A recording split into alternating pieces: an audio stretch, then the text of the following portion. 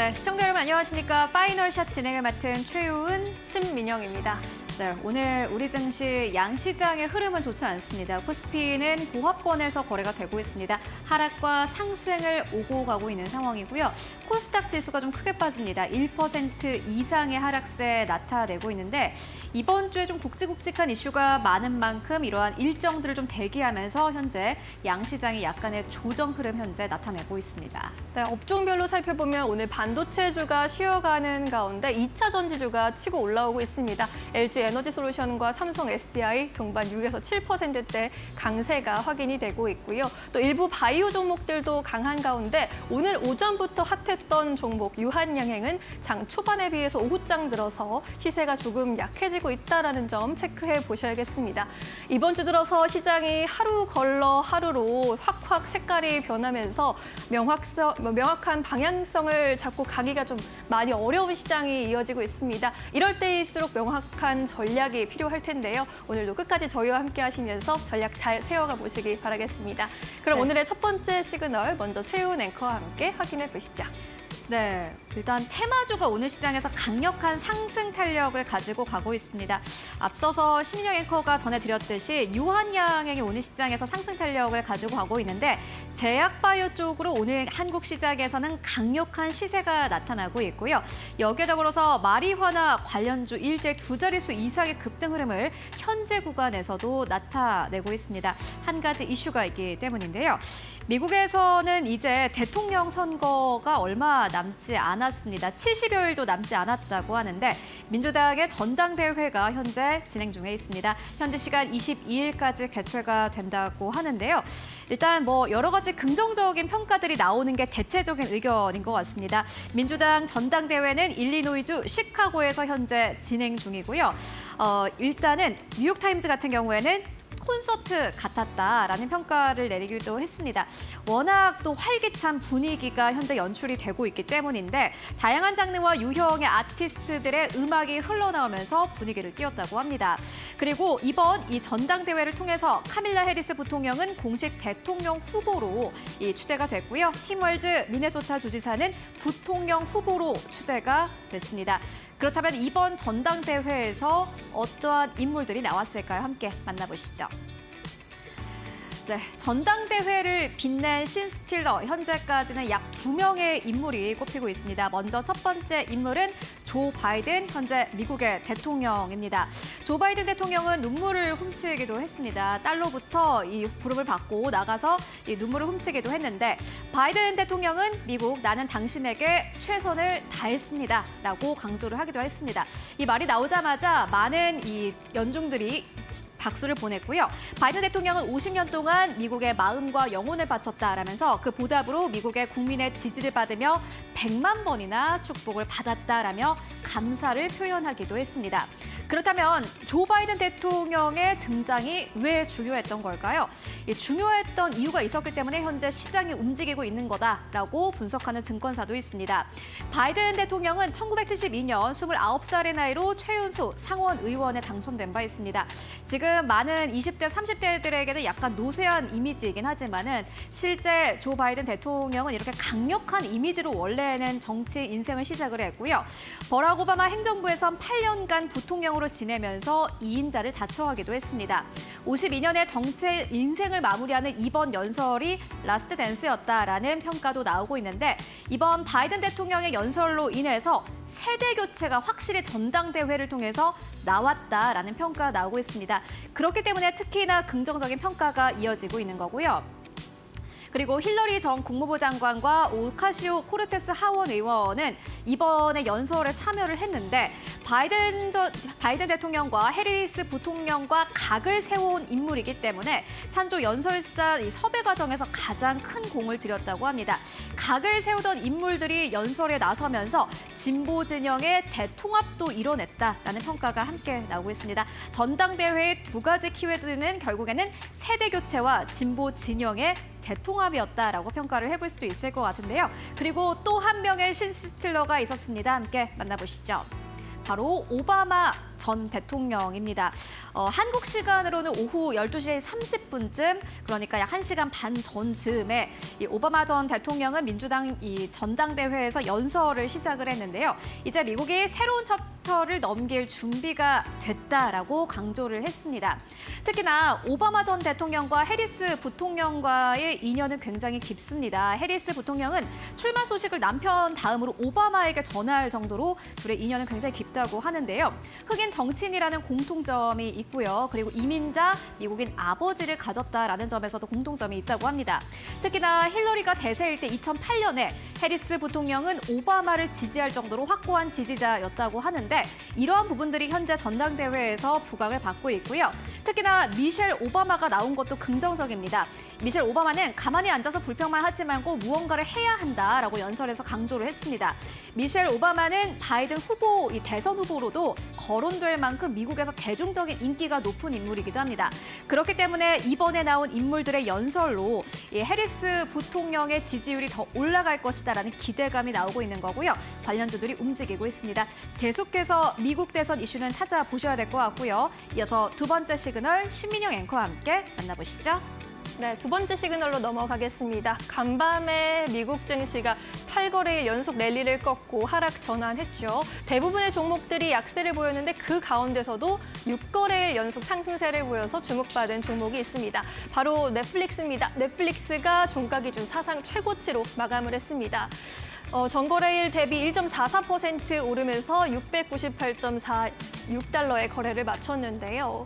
주가 연중 상승폭이 43%에 달하고 있습니다. 같은 기간에 나스닥의 상승률이 19%인데 그것을 크게 상회하고 있습니다. 넷플릭스도 장중엔 주가 711달러 선까지 터치를 하면서 52주 신고가이자 역대 장중 최고치를 갈아치웠습니다. 시가총액을 봐도 올해에만 120조가 증가하게 됐습니다. 오징어 게임 시즌2와 지옥2 등 인기 시리즈의 속편이 이제 하반기에 출시된다는 기대감을 크게 받으면서 주가도 상승세를 이어가고 있는 것으로 풀이가 됩니다. 오징어 게임 시즌2의 경우에는 오는 12월 26일에 전 세계에서 동시에 공개가 되는데요. 기존의 이정재, 이병헌, 공유 배우에 더해서 임시완과 강하늘 배우까지 새로운 얼굴들이 또 등장한다고 합니다. 이에 따른 기대감 받고 있는 상황이고요. 또 올해 선불 광고 약정 마감을 결과를 열어봤더니 지난해 대비해서 무려 150% 늘어난 실적을 거둔 것으로도 확인이 됐습니다. 또 이 광고 분야에서 활약이 이어지고 있습니다. 여러 가지 드라마 시리즈와 여기에 더해서 월드 레슬링 엔터테인먼트 WWE 그리고 크리스마스에 중계가 되는 내셔널 풋볼 리그 NFL까지 스포츠 분야에서 광고 거래를 계속해서 체결하고 있는 것으로 알려지면서 또 광고 관련 기대감 크게 받아갔습니다. 또 뿐만 아니라 월 이용료가 인상될 것이라는 그런 애널리스트들의 분석도 나왔습니다. 충성도 높은 고객들이 계속해서 증가하고 있고 지난 2022년의 마지막으로 월 이용료를 인상했는데 이제 또다시 월 이용료를 인상할 것이다라는 전망이 나오면서 이건 역시 주가 6거래일 연속 상승에 기여를 크게 했습니다. 또 넷플릭스가 최근에 이제 게임 산업에도 크게 자기들이 진출할 것이다라는 이야기를 했는데 오징어 게임을 게임으로 출시했습니다. 간밤에 독일 게임스컴 2024 전야제가 있었는데요. 이 자리에서 오징어 게임 언리시드를 공개했습니다. 관련 영상이 공개가 돼서 많은 호응을 받았습니다. 아직 정확한 출시 일정이 공개가 되지는 않았는데 구글 플레이와 애플 앱스토어의 출시를 예고해 놓은 상황이고요. 이 원작에서 등장하는 게임들로 구성이 되고 실제 유저가 오징어 게임에 참가하는 컨셉으로 참가자가 되어서 경쟁자들과 생존 게임을 벌이고 다중 접촉을 해서 맨 마지막에 살아남는 사람이 승자가 되는 그런 형식의 게임이라고 합니다. 이렇게 게임까지 출시가 됐는데 오징어 게임 2에 이어서 게임까지 인기를 얻을 수 있을지 많은 귀추가 주목되고 있습니다. 이러한 분위기 속에서 오늘 국내 콘텐츠주들이 코스닥 부진 대비 선방해 주고 있는데요. 오늘 장에서 빨간불 켜고 있는 종목들입니다. 스튜디오 드래곤과 에이스토리, 콘텐트리 중앙, 쇼박스 같은 종목들, CJ ENM까지 상승세를 보이고 있고요. 특히 덱스터의 경우에는 오늘 외국인들의 매수세가 2거래일 연속 들어와 주면서 7% 가까이 장중에 상승했습니다. 오늘 대장주격으로 움직이면서 흐름 이끌어가고 있는 상황입니다. 증권가에서는 이 K 콘텐츠 효과와 넷플릭스 등 OTT 광고 성장을 체크해볼 시점이라고 조언을 하고 있습니다. 세 가지 종목을 가장 탑픽 종목으로 꼽고 있어서 가져왔는데 먼저 스튜디오 드래곤은 하반기 OTT 오리지널 작품이 상반기 대비해서 증가할 것이라는 전망과 함께 주목받고 있습니다. 상반기 대비해서 방영 회차가 늘어날 것이고 신작의 수익성이 확보될 것이란 기대감 받고 있습니다.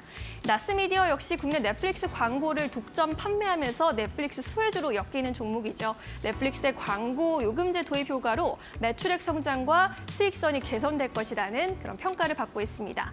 마지막으로 CJ E&M도 국내 OTT, 티빙의 광고 실적 개선으로 수혜가 기대되는 종목입니다. 광고 요금제 가입자 수가 티빙에서도 늘어나고 있는데 넷플릭스와 비슷한 실적 개선 흐름이 나타난다라는 평가를 받고 있고요. 이에 따라서 CJ E&M 역시 실적 개선이 나타날 것이라는 이야기들 들려오고 있습니다.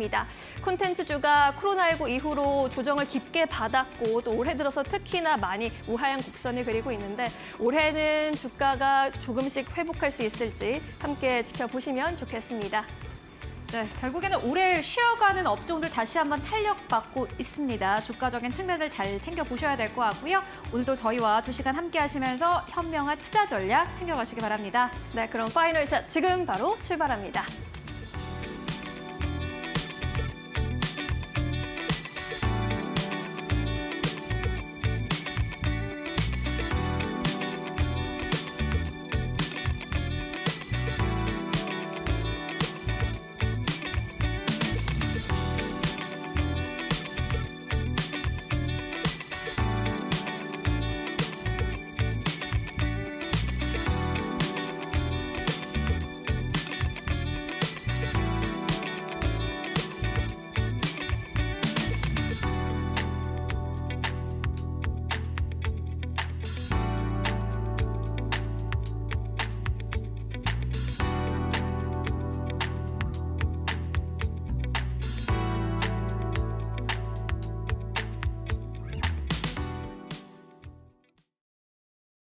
원포인트 마감 전략으로 본격적으로 시작해 보겠습니다. 이데일리온 윤한식 파트너 전화 연결합니다. 안녕하십니까?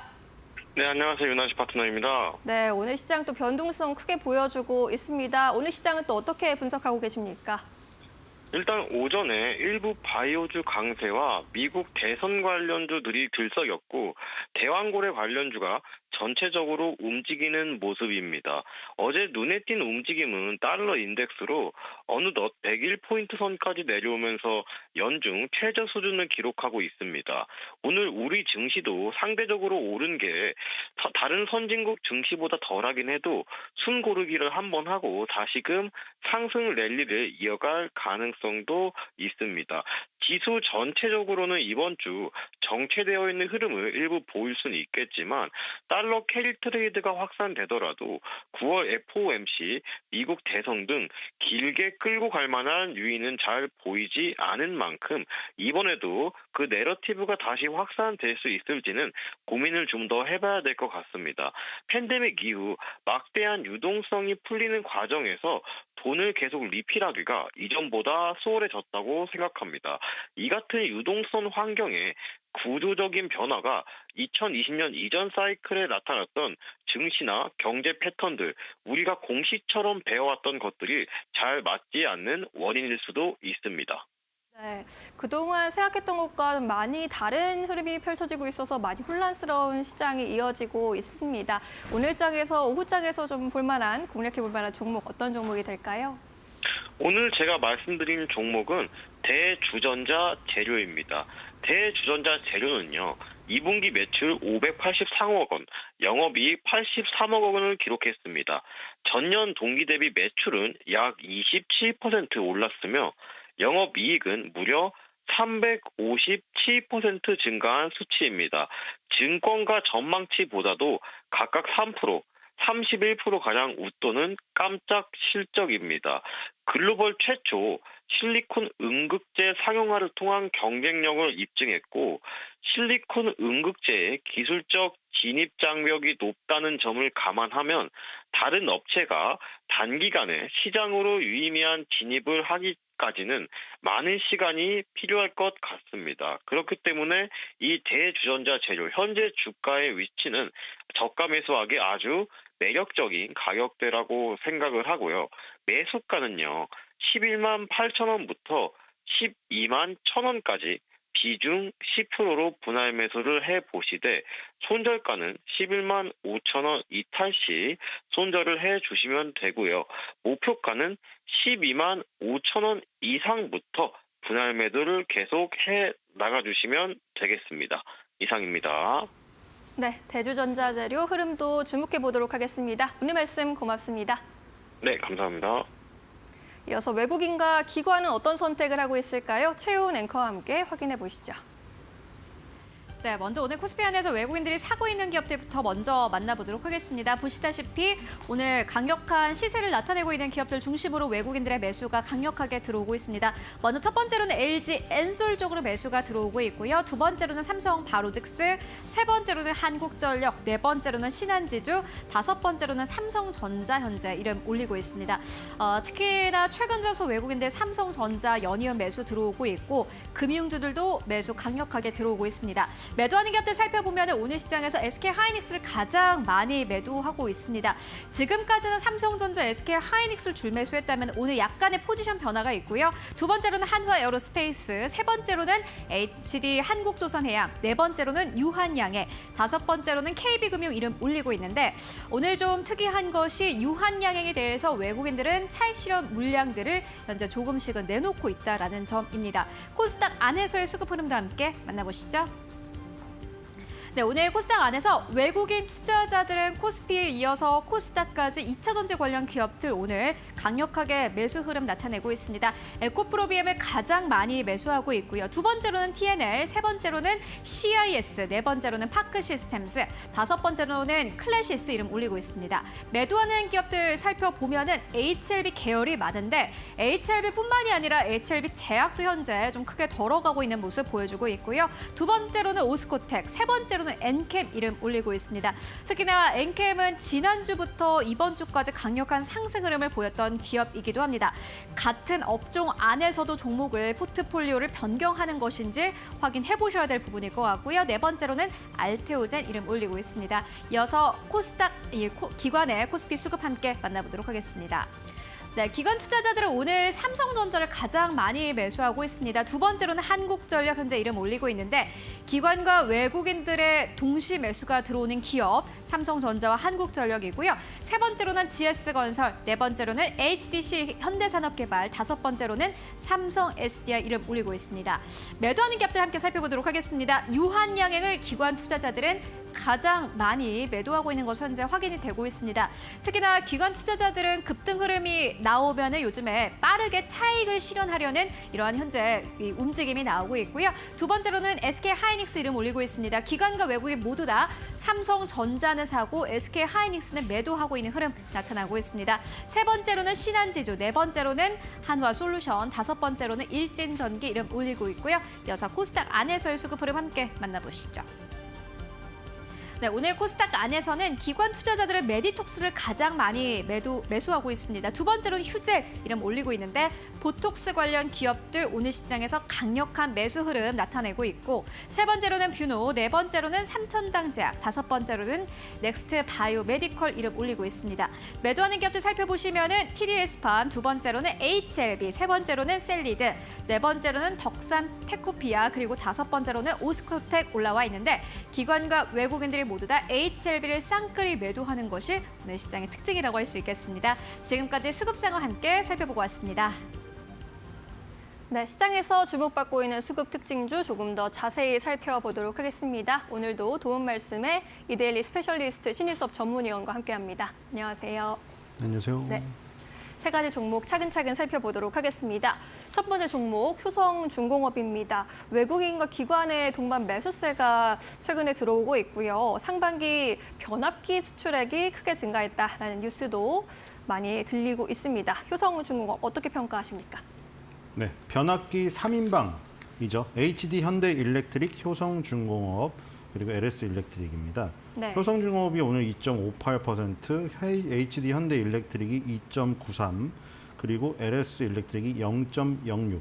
오늘의 상승폭으로 보니까 HD 현대 일렉트릭이 오늘 1등, 오늘 2등 효성중공업, 오늘 3등 LS 일렉트릭인데 네. 자, 오늘만 1, 2, 3등이 아니라 지금까지 이 2023년도 혹은 2022년도부터 시작된 상승의 폭을 보고 그리고 조정의 폭, 그러니까 상승의 폭은 크고 조정의 폭은 약해야 강세겠죠.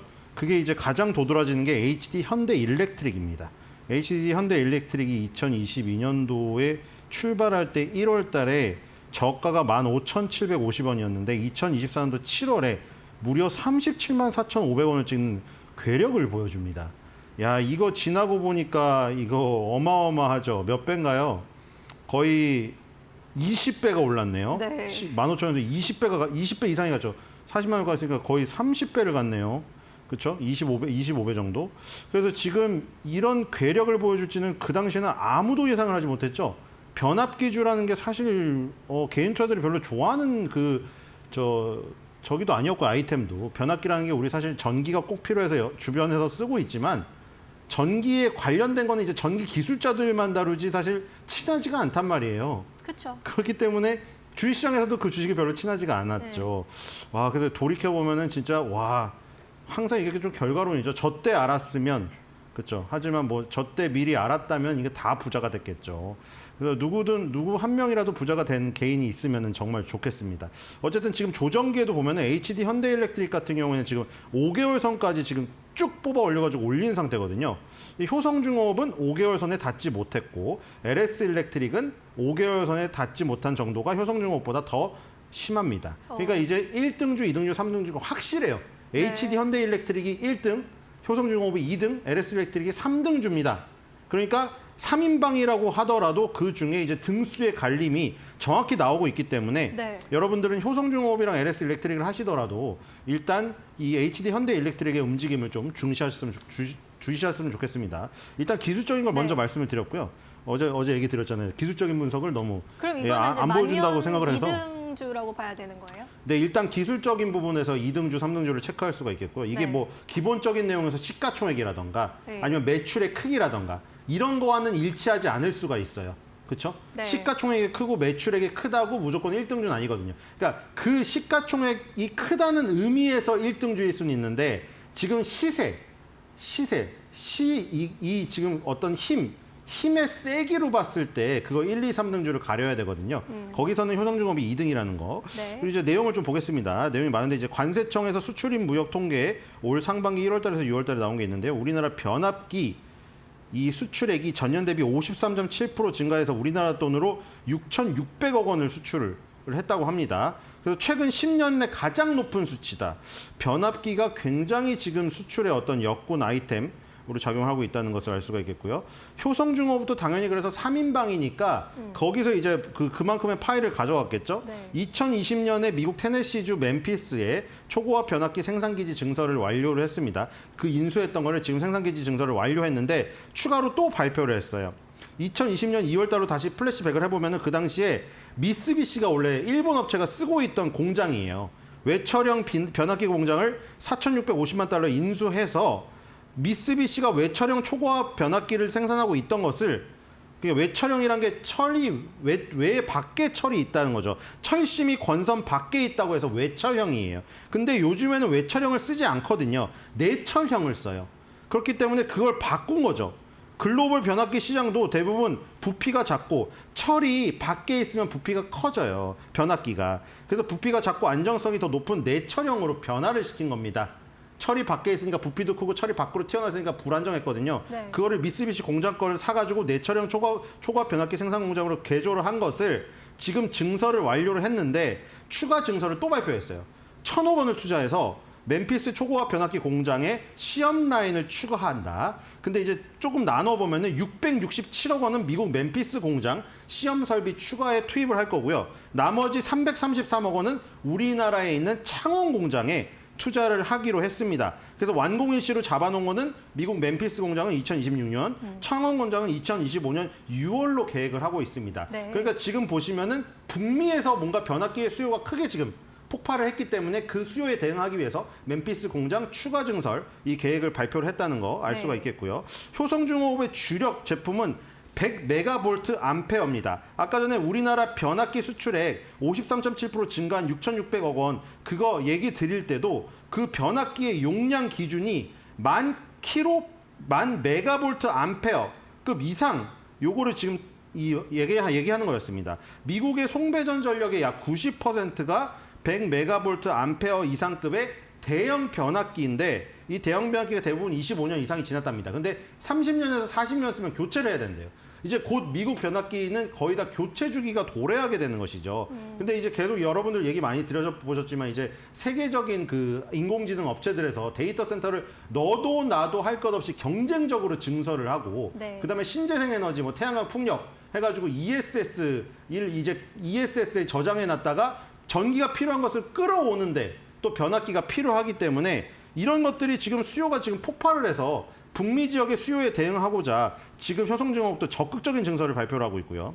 그 다음에 이제 요 좀 후진국이 좀 이 단어가 그러니까 개발도상국들도 마찬가지겠죠. 개발도상국들도 이제 인프라를 깔면은 맨 처음에 이제 뭐 전력 인프라를 당연히 깔아야 되니까 전선도 많이 필요하고 송배전 관련 아니면은 이런 변압기 많이 필요하겠죠. 지금 특히 뭐 이 인연을 맨 처음에 맺어서 아프리카에 진출한 게 모잠비크입니다. 모잠비크 가자 지역의 전력화 사업 일환이었던 가스 절연 개폐 장치 변전소 신설 프로젝트에 2013년에 참여하면서 아프리카 지역하고 연을 맺었어요. 그래서 거기서 이제 좋은 인상을 심어주다 보니까 남아프리카 공화국 법인까지 설립하게 됐고 그 이후에 연속적으로 나왔습니다. 그 주변에 나미비아, 에디오피아, 남아공, 탄자니아 이런 약간 개발도상국들의 초고압 변압기라던가 아까 말한 대로 대용량 정지인 ESS 프로젝트에 참여를 하면서 이 지금 요 개발도상국들도 굉장히 2014년이니까 거의 10년 이상이 지났죠. 굉장히 자리를 잡아놓은 상태고요.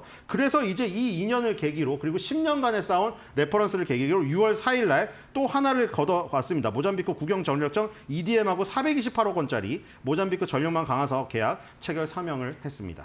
네, 효성중공업 변압기 탑3 기업 중에 하나이고 계속해서 저변을 넓혀가고 있으니까요. 주가 측면에서도 주목해 보시면 좋겠습니다. 두 번째 종목은 이제 녹십자를 보겠습니다. 오늘 유한양행이 잘 갈 줄 알았더니 녹십자가 훨씬 잘 가요, 지금. 무슨 일입니까? 녹십자도 이제 유한양행이 바람을 불어 넣은 거죠. 유한양행이 이제 선두격으로 치고 나가서 FDA 승인도 항암제 최초로 받고 나니 그럼 FDA 그동안 우리나라 국내 신약으로 허가를 받은 게 뭐가 있는가 알아보니까 8개 정도가 있었고 맨 마지막으로 항암제인 렉라자가 받기 바로 이전에 받았던 게 녹십자의 알리글로였죠. 그리고 지금 앞으로도 뭐 이런 식으로 계속 FDA에 승인받는 국내 신약이 늘어날 기대감이 굉장히 올라가면서 보령이라던가 지금 뭐 종문당이라던가 대웅이라던가 이런 것들이 같이 움직이고 있는 어떻게 보면 유한양행이 지금 불어온 바람이라고 할 수가 있겠습니다. 녹십자는 강세를 띠는 아이템이 백신이죠.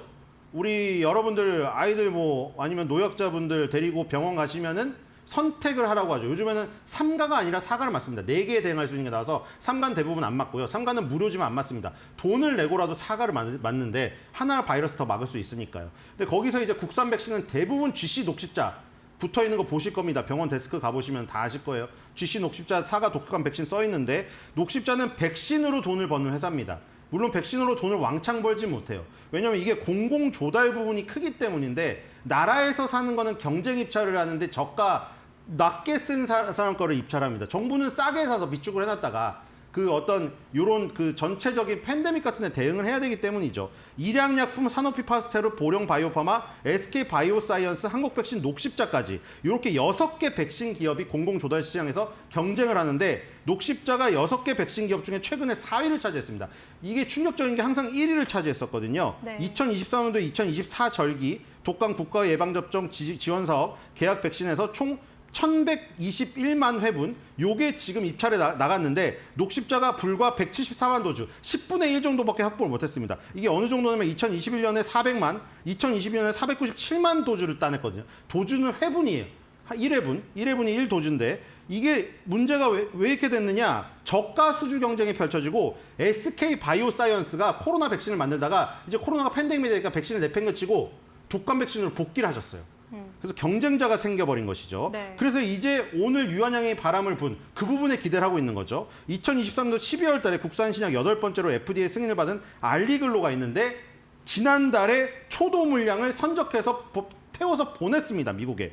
이제부터 미국에서 이제 매출이 발생될 텐데 역사가 이제 유한양의 렉나자보다 굉장히 힘들었어요. 2015년에 면역 글로벌인 5% 제품에 대해서 허가 신청을 했지만 안 돼서 이걸로 안 되겠다. 2016년 11월 2017년에 제조공정 자료 보안 때문에 허가가 연기됐어요. 그래서 고용량으로 나가야겠다고 해서 이 중간에 바꿉니다. 10% 제품으로 바꿔서 다시 도전을 하기로 했는데 여기서 결국에는 2020년 면역 블록올린 10%짜리 북미 임상 3상 이 결과를 가지고 드디어 2021년도 2월 달에 품목 허가 신청서를 제출했고 맨 마지막으로 삼수라고 할 수가 있죠. 삼수로 2022년에 CRL이라고 최종 보안 요구서를 받았는데 드디어 2023년도 작년 상반기에 현장 실사 후에 FDA가 허가를 내기로 마음을 먹어서 12월 15일 날 우리나라 국산 시작 8번째로 품목 허가가 떨어졌습니다. 네. 그리고 지난달 드디어 첫 물량이 수출됐습니다. 오. 그래서 이제 이거를 기대하고 있는 것이죠. 미국은 우리랑 다르게 그 보험 리베이트사를 잡아야 되는데 그걸 PBM사라고 합니다.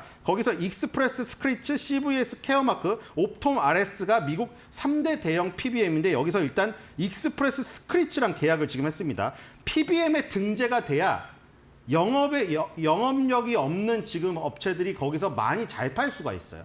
그러니까 지금 녹십자는 굉장히 안정적이지만 마진이 조금 남는 백신의 명가로 불리다가 이제는 해외 시장을 녹화할 수 있는 아이템이 하나 생겼기 때문에 이런 부분에 대한 밸류업이 일어날 타이밍이었는데 네. 유한양행의 렉나자 승인 때문에 바람이 더욱 거세게 불어왔다. 네. 지금 약간 움직임이 유한양행의 바람을 탈 가능성이 높아지고 있다. 이렇게 생각이 됩니다. 네, 알겠습니다. 알리그로 또 이 관련 모멘텀으로 잘 가고 있는 녹십자 살펴보았습니다. 마지막 종목 바로 볼게요. 코웨이입니다.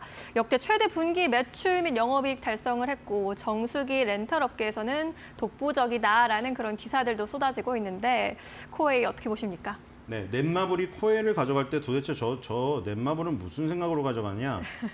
엄청 비아냥 많이 됐죠? 넷마블의 게임에 코웨이 정수기 아이템이 떨어지는 것 아니냐? MMORPG 게임에. 그런 얘기가 있었습니다. 네. 뭐 코웨이라는 그 사업이 렌탈 사업이 뭐 복잡한 구조는 아니긴 하지만 렌탈 사업인커녕 생활용품 사업을 손대보지도 않은 게임 회사가 코웨이를 인수한다고 했을 때 굉장히 의구심이 많이 있었어요. 돈이 남아 돌아서 저거 사냐. 근데 지금 결과론적으로 상당히 좋게 됐거든요. 물론 넷마블의 주가는 좋지가 않아요. 이거 또 얘기가 나올 수도 있겠죠. 넷마블 그래 코웨이 데려가 사람들은 어느 하나만 10가지 중에 한 개를 잘못해도요. 한 개를 비난해요. 잘한 거 9개를 칭찬해 주지 않아요. 세상은 되게 비판적이거든요. 지금도 그런 얘기 나올 수도 있죠. 야 넷마블 넌 뭐하냐? 크래프톤은 주가가 저렇게 회복됐는데 넷마블 주가는 엉망인데 코웨이만 운영 잘하면 뭐해? 또 이럴 수도 있어요. 근데 넷마블 주가도 안 좋고 코웨이도 망한 것보다 낫잖아요. 뭐 그렇게 생각하면 좋을 것 같고 코웨이는 주가가 좀 좋거든요. 일단 넷마블 창업자 방준혁 의장이 지금 넷마블하고 코웨이 공동이사의 의장을 맡아서 두 개를 같이 손을 대고 계세요. 그래서 조금 이게 이 집중도가 분산될 가능성도 있거든요. 네. 예를 들어서 LG생활건강에서 차석용 매직을 부리신 분이 휴젤에 와가지고 지금 대성공을 얻었잖아요. 두 개를 한 게 아니라 LG생활건강에서 넘어가셔서. 그리고 그거는 사실 비슷한 분야였잖아요. 이건 사실 완전 다른 분야이기 때문에 좀 어려울 것 같긴 합니다. 어쨌든 그건 방준혁 의장만이 알 것이고요. 어쨌든 코웨이의 결과가 좋았어요. 2분기 영업이익이 2,112억 원으로 전년 동기 대비 8.8% 증가했고요. 매출액은 1조 823억 원으로 전년 동기 대비 7.6% 증가했습니다. 이 코웨이가 하는 사업이 무슨 바이오 같은 다이나믹함이 아니기 때문에 이 정도 8% 7%가 이 코웨이 입장에서는 굉장히 거부기스럽지만 큰 겁니다. 네. 그래서 영업이익이나 매출액이 분기 최대 실적이에요, 이게. 사상 최대 분기 최대 실적이고요. 그리고 관리 계정, 요게 중요하죠. 이 렌탈 사업에서는. 왜냐하면 렌탈은 초기에 큰 돈을 내지 않아요. 우리가 렌탈하는 이유가 뭐예요? 이게 조삼모사일 수도 있어요. 일시불로 사시는 분도 꽤 있어요. 근데 요즘에 사은품을 준다고 해가지고 뭐 업체들 엄청 많잖아요. 유튜브에서 광고하는 것들. 그것 때문에 하는데 당장 10,000원만 내면 되니까. 혹은 당장 8,000원만 내면 되니까. 계산해보면 일시불보다 돈을 더 많이 낼 수도 있어요. 그러니까 이거 코웨이 입장에서 뭐냐면 렌탈 고객 수가 늘어나면 뭐죠? 돈은 결국 나중에 많이 받게. 지금 당장 계약을 한다고 해서 이 100만 원짜리 정수기를 그거에 몇백 분의 1도 안 되는 8,000원, 5,000원밖에 못 받는 거예요. 그러니까 계정수가 중요한 거예요. 계정수가. 돈은 늦게 회수가 되기 때문에. 네. 그래서 계정 수가 얼마냐? 2019년에 780만 개였고요. 전 코웨이를 안 하는데 많이 하시는군요. 네. 그리고 지금 2021년에 846만, 2022년에 910만, 2023년에 962만 이렇게 돼서 지금 990만 대까지 왔거든요. 가장 최근에. 그래서 지금 좀만 있으면 1000만 대 돌파가 눈앞에 있다.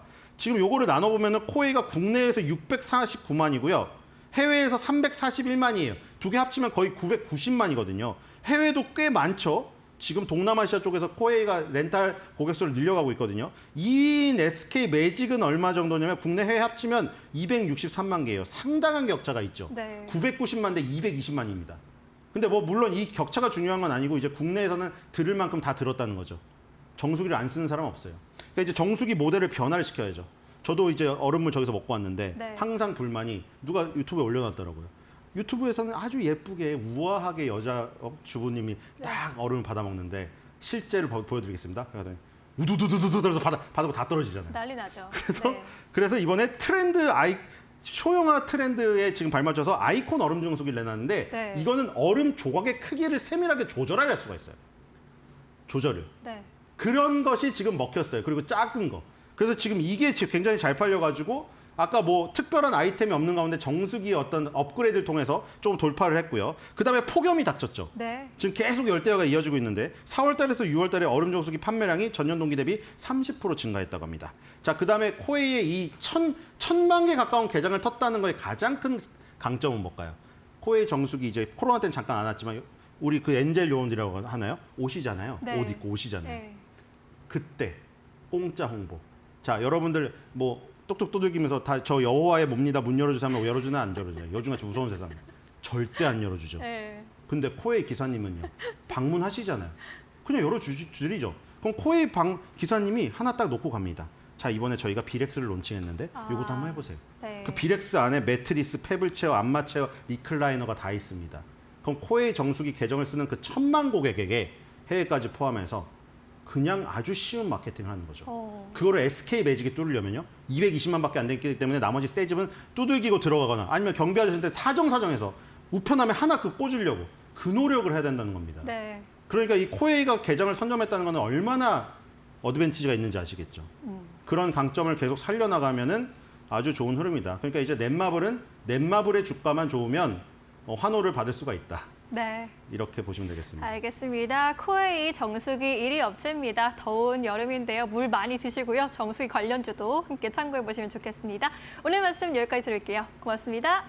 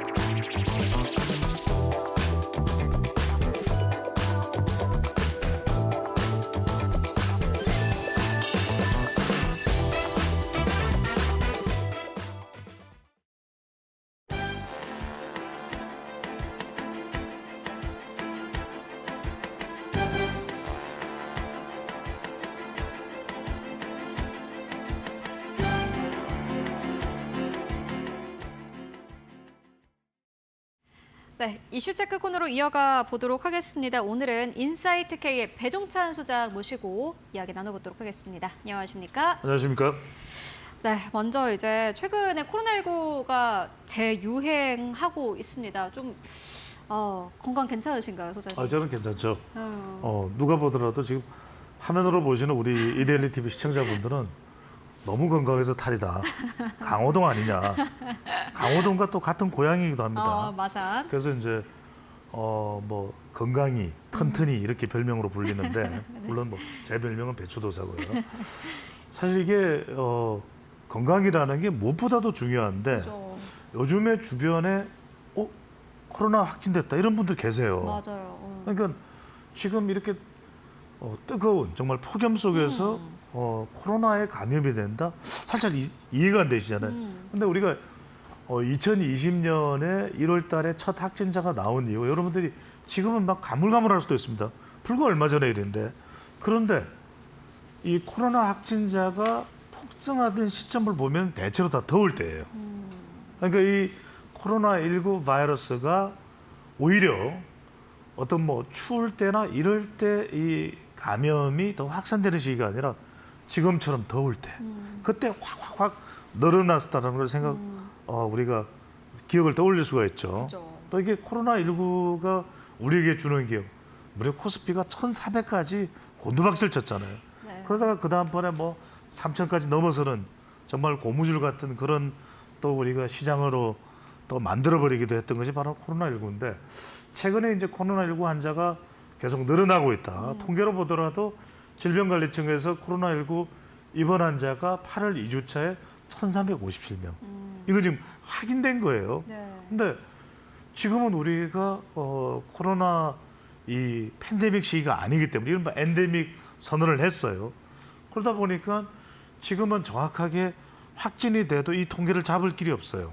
얼마가 되는지 정확하게. 왜냐하면 확진되는 사람이 또 본인 스스로 신고를 해야 또 뭔가 공식적인 장소에 격리가 돼야 우리가 그걸 알 수 있는데 다 자체 격리를 하거나 그죠.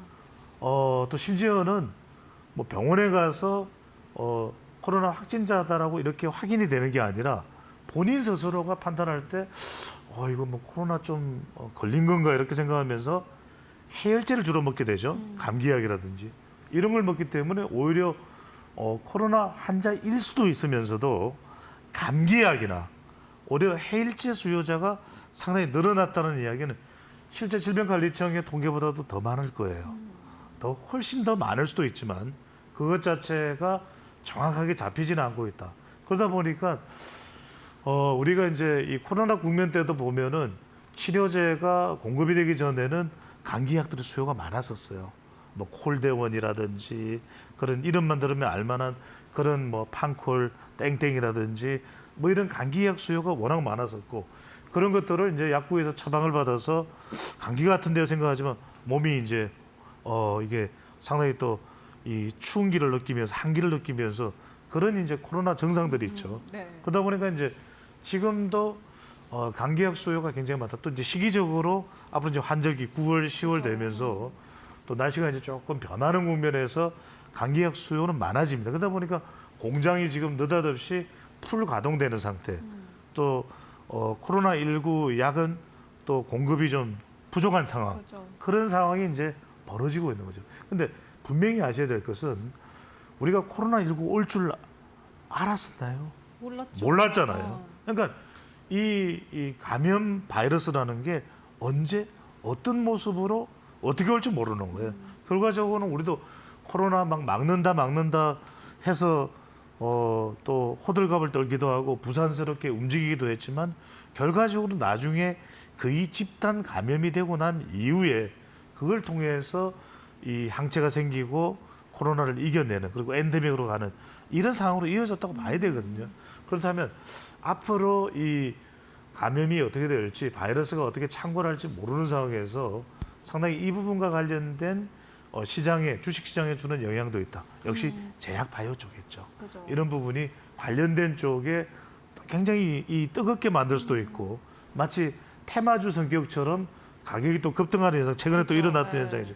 이런 것도 있기 때문에 투자자 관점에서는 이런 환경들을 보면서 기상 이변에 따라서 우리가 어떤 종목들을 찾아봤듯이 마치 이런 감염 바이러스가 어느 순간에 다시 재창궐하기도 하고 비슷한 유형이 나오기도 하고 그렇죠. 이런 부분들도 투자자 관점에서는 계속해서 눈여겨 네. 또 주목해서 볼 필요가 있다는 말씀들을 말씀을 재차 강조를 드립니다. 일단 시장이 좀 반영을 했습니다. 코로나19 관련주들이 급등 흐름이 나왔고 또 쉬어가는 흐름이 반복적으로 나오고 있긴 합니다만은 소장님 말씀처럼 최근에 이제 약국 가면은 뭐 약도 구하기 힘든 상황이라서 관련된 기업들이 앞으로 좀 매출 늘지 않겠느냐라는 기대감과 함께 상승 탄력을 받고 있는데 어떤 종목들이 움직였는지 먼저 좀 볼까요? 그렇죠. 이제 이 제약 바이오를 제가 오늘 가져온 가장 큰 이유는 뭐냐면 많은 분들이 어려워하는 게 사실 이 분야예요. 또 그리고 투자자 입장에서 기술적인 내용을 다 안다는 게 매우 어려운 겁니다. 그렇죠. 우리가 AI 반도체 또 반도체 전공정에 대해서 전공정, 후공정 우리가 다 할 수 있습니까? 그럼에도 불구하고 이른바 전문가들은 나와서 또 우리가 이 웨이퍼라든지 뭐 전공정, 후공정 설명을 하고 또 고대역풍 메모리, HBM 이야기하고 그것까지 들을 수밖에 없는 것이 지금의 우리가 분석 상황이거든요. 근데 이것보다도 더 어려운 게 뭐냐면 제약 바이오예요. 어떤 물질이다, 어떻다, 어떻게 알아요? 어렵죠. 그렇지만 일단 지금 코로나19가 다시 또 유행한다 이런 이야기가 나오니까 제약 바이오 쪽으로 우리가 관심을 기울일 수밖에 없습니다.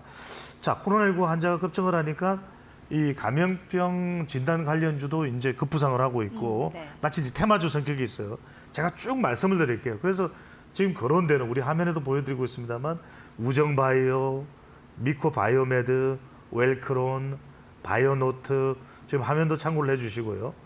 또 뭐 녹십자 MS, 제놀루션, 모나리자, 신풍, 제약, 일동제약, 현대바이오사이언스 네. 더 나갑니다. 수젠텍, 시젠, 또 진매트릭스, 휴마시스, 엑세스바이오, 젠큐릭스 이 정도 이야기하면 아니 그만 배 소장 그만 난 모르겠어요 내용을 이렇게 소리칠 분들이 분명히 10중 8구일 거예요. 근데 제가 왜 이 말씀드리면 그럼 전문가들은 알까? 전문가들은 속소리 하니까 알고 있으니까 미코바이오메드요. 믿고 투자하시죠. 곧 뜹니다. 또는 뭐 신풍제약 우리가 한두 번 그런 이야기 들었어요. 일동제약, 뭐 시젠, 진매트릭스. 그래서 제가 이렇게 쭉 이름을 말씀드리는 이유는 뭐냐면 프리시즌 바이오도 있어요. 저도 다 못 외워요. 무슨 말씀드리냐면 일단 지금 이 감정 그대로 여러분들 가지고 계세요. 시청하시는 분들은 뭔가 복잡하고 수많은 이름이 나오고 이 기업이 도대체 근거 있는 기업인지 어떤 기업인지도 모르겠다. 정말 종이 껍데기밖에 없는 기업 아닌가 이렇게 의심을 할지도 몰라요. 이 기분 그대로 가지고 있으면서 제가 그 다음 부분을 설명드릴게요. 네. 그럼 최원 앵커는 이렇게 물어볼 수 있잖아요. 아니 배 소장님 정말 지금 코로나 좀 유행했다고 해서 반짝했다고 해서 제약 바이오주가 난리 나는 겁니까? 그렇게 물어보실 거잖아요. 그렇죠. 그래서 저는 정말 주의하실 필요가 있다. 일단 이게 테마주 쪽으로 좀 움직이다 그렇죠. 보니까는 그게 문제다 이렇게 말씀을 하시는 거죠. 그래서 어떤 설명을 일단 이거 드리면서 제가 굉장히 중요한 말씀 드릴게요. 네, 네. 자, 일부 기업의 주가 뻥 하고 올라갑니다. 올라가니까 지금 방금 앞다투어서 또 우리 전문가들 또 우리 이데일리 TV가 제일 중요하지만 나와서 제약 바이오 최근 뜨거워지고 있습니다. 마치 무슨 늘상 하는 패턴대로 흘러가요. 그리고 또 개별 기업 이슈가 어떻다 저떻다 그러니까 사람들은 잘 모르니까 또 솔깃합니다. 그렇죠. 임상 3차에 이 회사가 개발한 거에 대해서 얼마 전 학회에 발표가 됐다. 그래요? 눈이 동그래집니다. 또 이제 동공 지진도 일어나요. 그러면서 계약을 체결할 듯해요. 잘 들으세요. 계약을 체결할 듯해요. 한 게 아니야. 체결할 듯해요. 그러니까 이게 지금 내용을 잘 들여다보면 대규모 진단 키트 공급이 일어난 거냐? 안 일어나서 공급이 일어날 듯해요. 이렇게 되는 겁니다. 그다음에 해외 수출이 이루어질 듯요. 이렇게 되는 겁니다. 그러니까 해외 수출이 없어요. 아직은. 그러니까 여러분들이 정말 이 부분을 잘 보셔야 된다는 말씀을 드리기 위해서 오늘 이야기합니다. 왜냐하면 PCL이라고 하는 제약 바이오 기업이 있어요. 이름도 들어보셨죠? 2021년에 코로나가 창궐했을 때는 난리가 났어요. 이 기업이. 수백억의 매출을 올립니다. 그래서 붕 떴어요. 네. 그런데 올해 제가 확인한 바로는 1분기 매출이 한 5억 정도 돼요. 네. 그러니까 이렇게 뻥 올라갔던 것이 쑥 하고 떨어졌거든요. 이런 기업들이 부지기수 많습니다. 그래서 저는 분명히 기업들이 잘한다라고 독려를 하고 싶고 네. 투자자분들한테도 제약바이오 강점만 말씀드리고 싶으면 정말 주의하시라 이런 말씀드리는데 세 가지를 말씀드릴게요. 첫 번째, 잘 모를 때는 일단 제약바이오가 그런 경우들이 많습니다. 많습니다. 네. 적어도 좀 규모가 있는 기업, 우리가 이름을 꽤나 알만한 기업을 일단 기준으로 삼으십시오.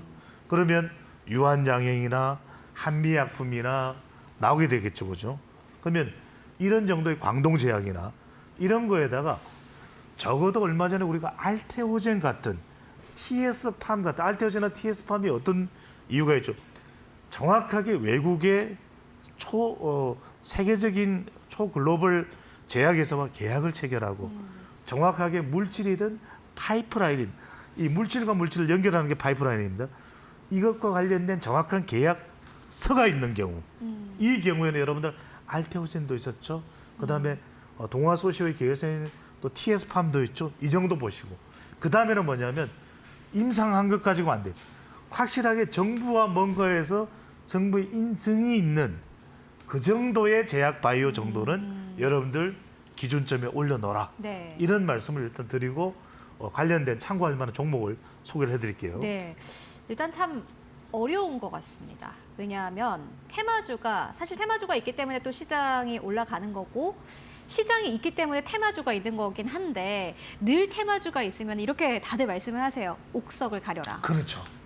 이게 어려우면서도 쉽고 쉬우면서도 어렵고 사실 알면서도 행하기가 어려운 투자 전략이다라는 생각이 드는데 그렇죠. 옥석을 가리는 기준을 말씀해 주셨고 예. 종목들은 어떤 것들이 있을까요? 그래서 제가 말씀드리는 게 적어도 내용들을 좀 정확히 일단 보실 필요가 있습니다. 그렇죠. 빅데이터 분석도 될 수가 있는데 우리 이데일리 TV 계속해서 우리 코너전에 소개를 해드리고 있죠. 빅데이터인데 저는 녹십자 같은 기업에 좀 주목을 하면 참고를 해보시라는 말씀을 드립니다. 왜?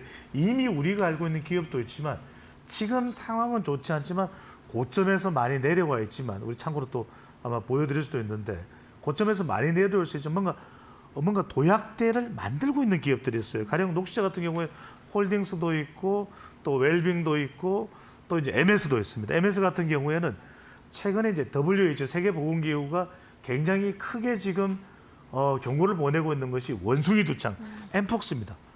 아프리카에서 처음에 시작이 됐지만 유럽에서 사람에게 수인성으로 확진된 사례가 이제 나왔다라는 거죠. 그렇죠. 이런 경우이기 때문에 여기에 대한 개발 능력을 가지고 있는 감지된 녹십자 MS 자회사죠.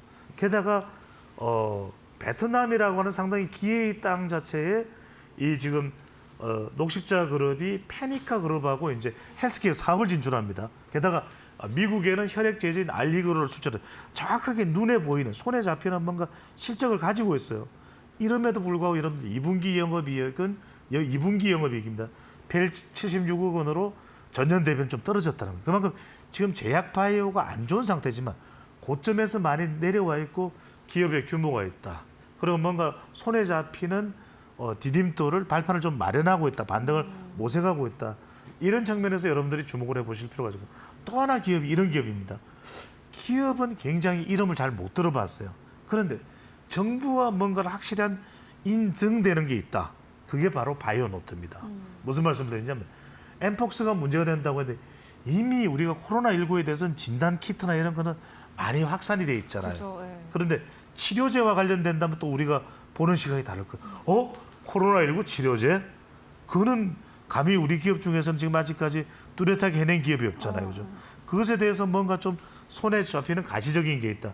그러면 주목할 가치가 있습니다. 근데 바이오노트는 적어도 엠폭스 키트에 대해서는 국책과제로 질병관리청과 수행을 했어요. 그리고 완료가 됐습니다. 적어도 진단 키트에 대해서는 엠폭스는 아직까지 창고를 확산됐다고 볼 수는 없기 때문에 게다가 이제 제품을 대량 생산할 수 있는 기술력도 확보될 수 있고 전 세계적으로 만약에 이것이 확산된다면 어느 나라의 특성에 맞게끔 진단 키트를 개발할 수 있는 능력도 가지고 있어요. 이 부분이 여러분들이 눈여겨보실 필요가 있다. 그리고 최근에 조금 내려가기도 하지만 조금 올라가는 이런 어떤 역할도 있다는 점은 참고를 해보실 필요가 있겠습니다. 네, 알겠습니다. 바이오노트까지 함께 만나보고 왔습니다. 지금까지 인사이트 K의 배종찬 소장과 함께 이야기 나눴습니다. 말씀 고맙습니다. 감사합니다.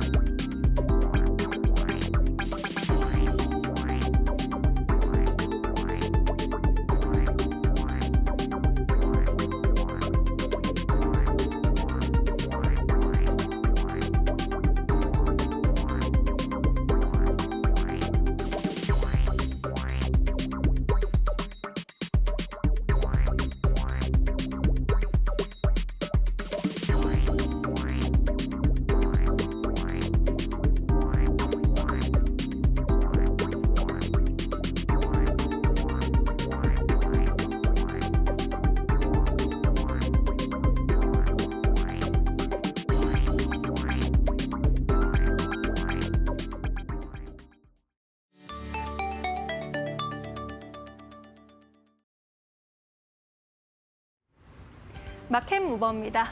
애플이 다가오는 9월 10일 신제품 공개 행사를 열고 새로운 아이폰 16 시리즈를 공개합니다.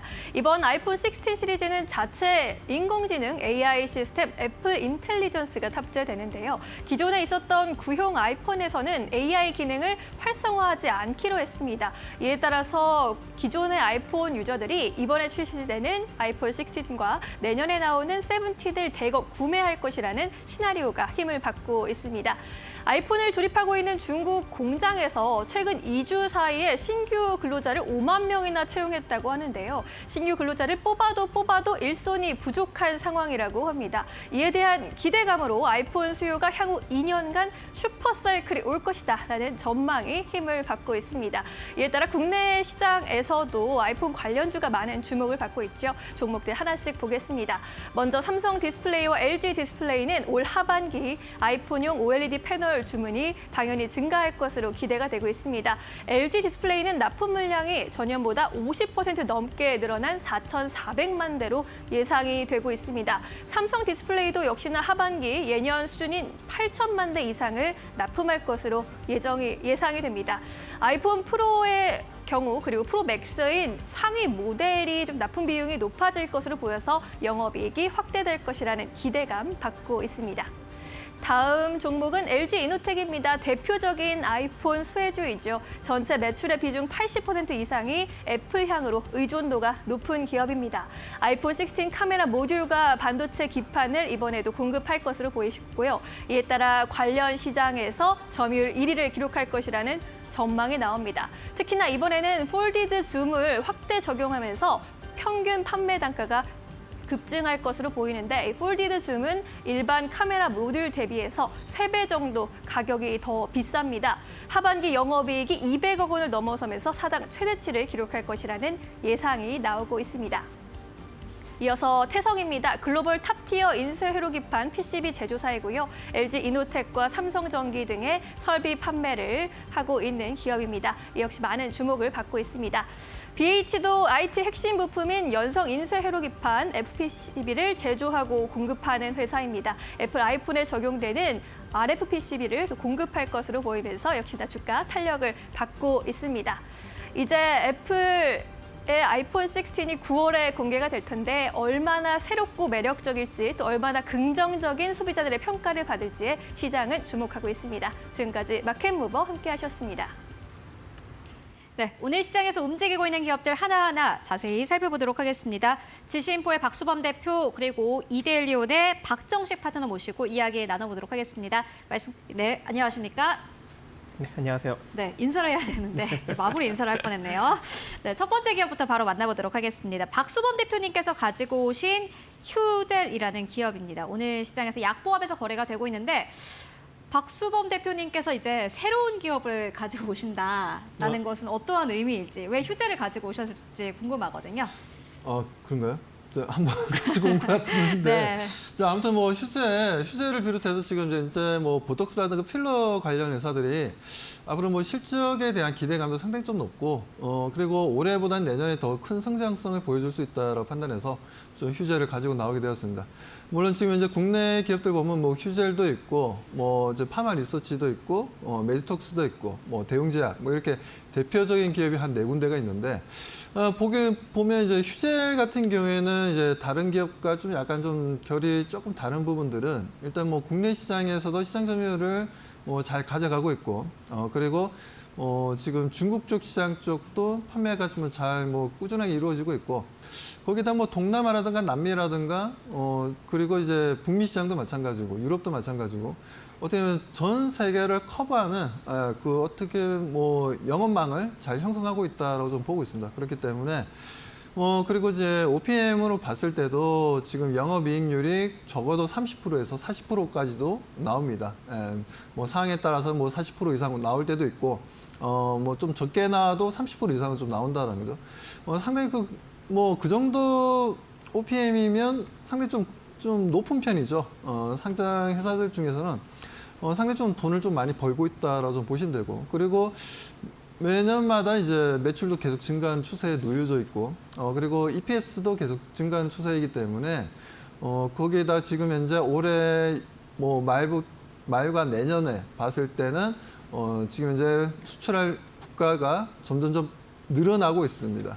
뭐 단적 예로서 뭐 중동 같은 경우에도 지금 이제 판매량이 좀 늘어나고 있어요. 중동 같은 경우에는 거의 한 2, 3년 정도 전에 이 보톡스라는 필러 시장이 이제 진입을 하기 시작했는데 생각외로 이제 이슬람 여성분들은 이제 뭐 히잡인가요? 뭐 이렇게 해서 뭐 가리고 다니다 보니까 뭐 화장품이라든가 보톡스라는 필러를 잘 사용하지 않는다라고 우리가 편견을 좀 가지고 있는데 그렇지 않습니다. 엄청나게 좋아하고 많이 사용들 하십니다.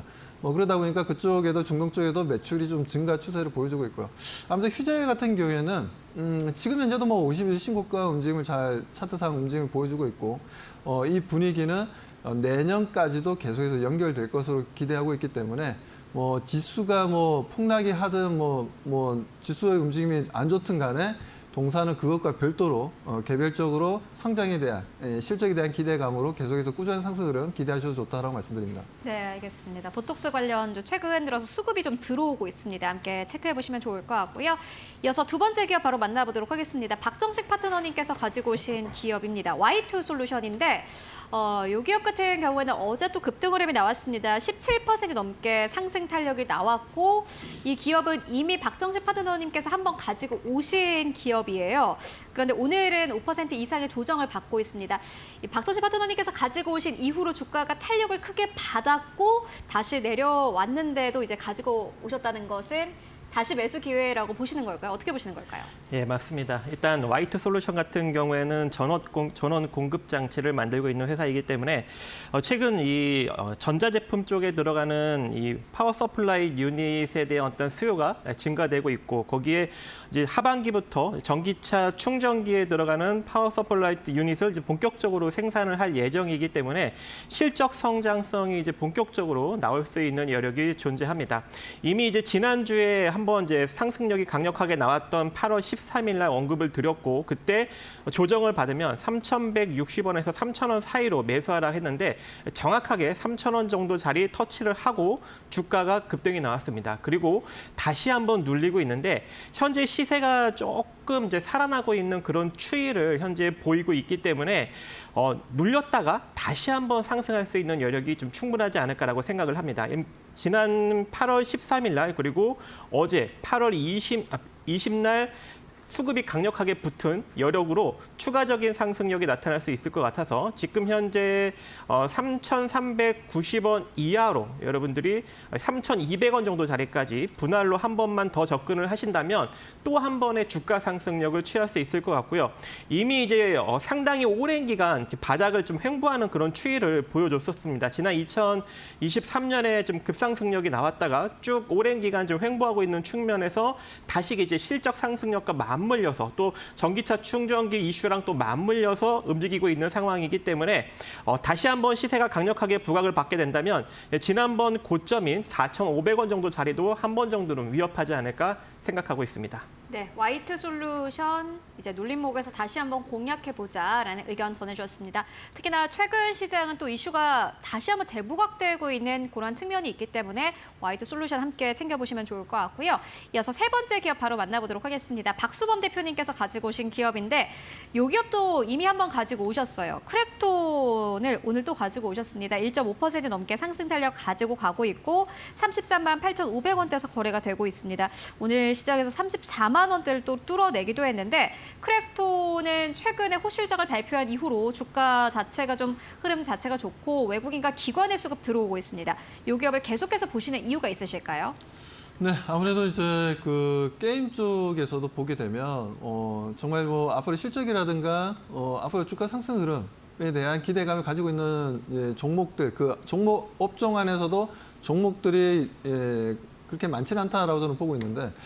아무튼 그 중에 하나가 저는 크래프톤이라고 보고 있고요. 이번에 상반기만 하더라도 지금 매출도 마찬가지고 영업이익도 마찬가지고 1위입니다.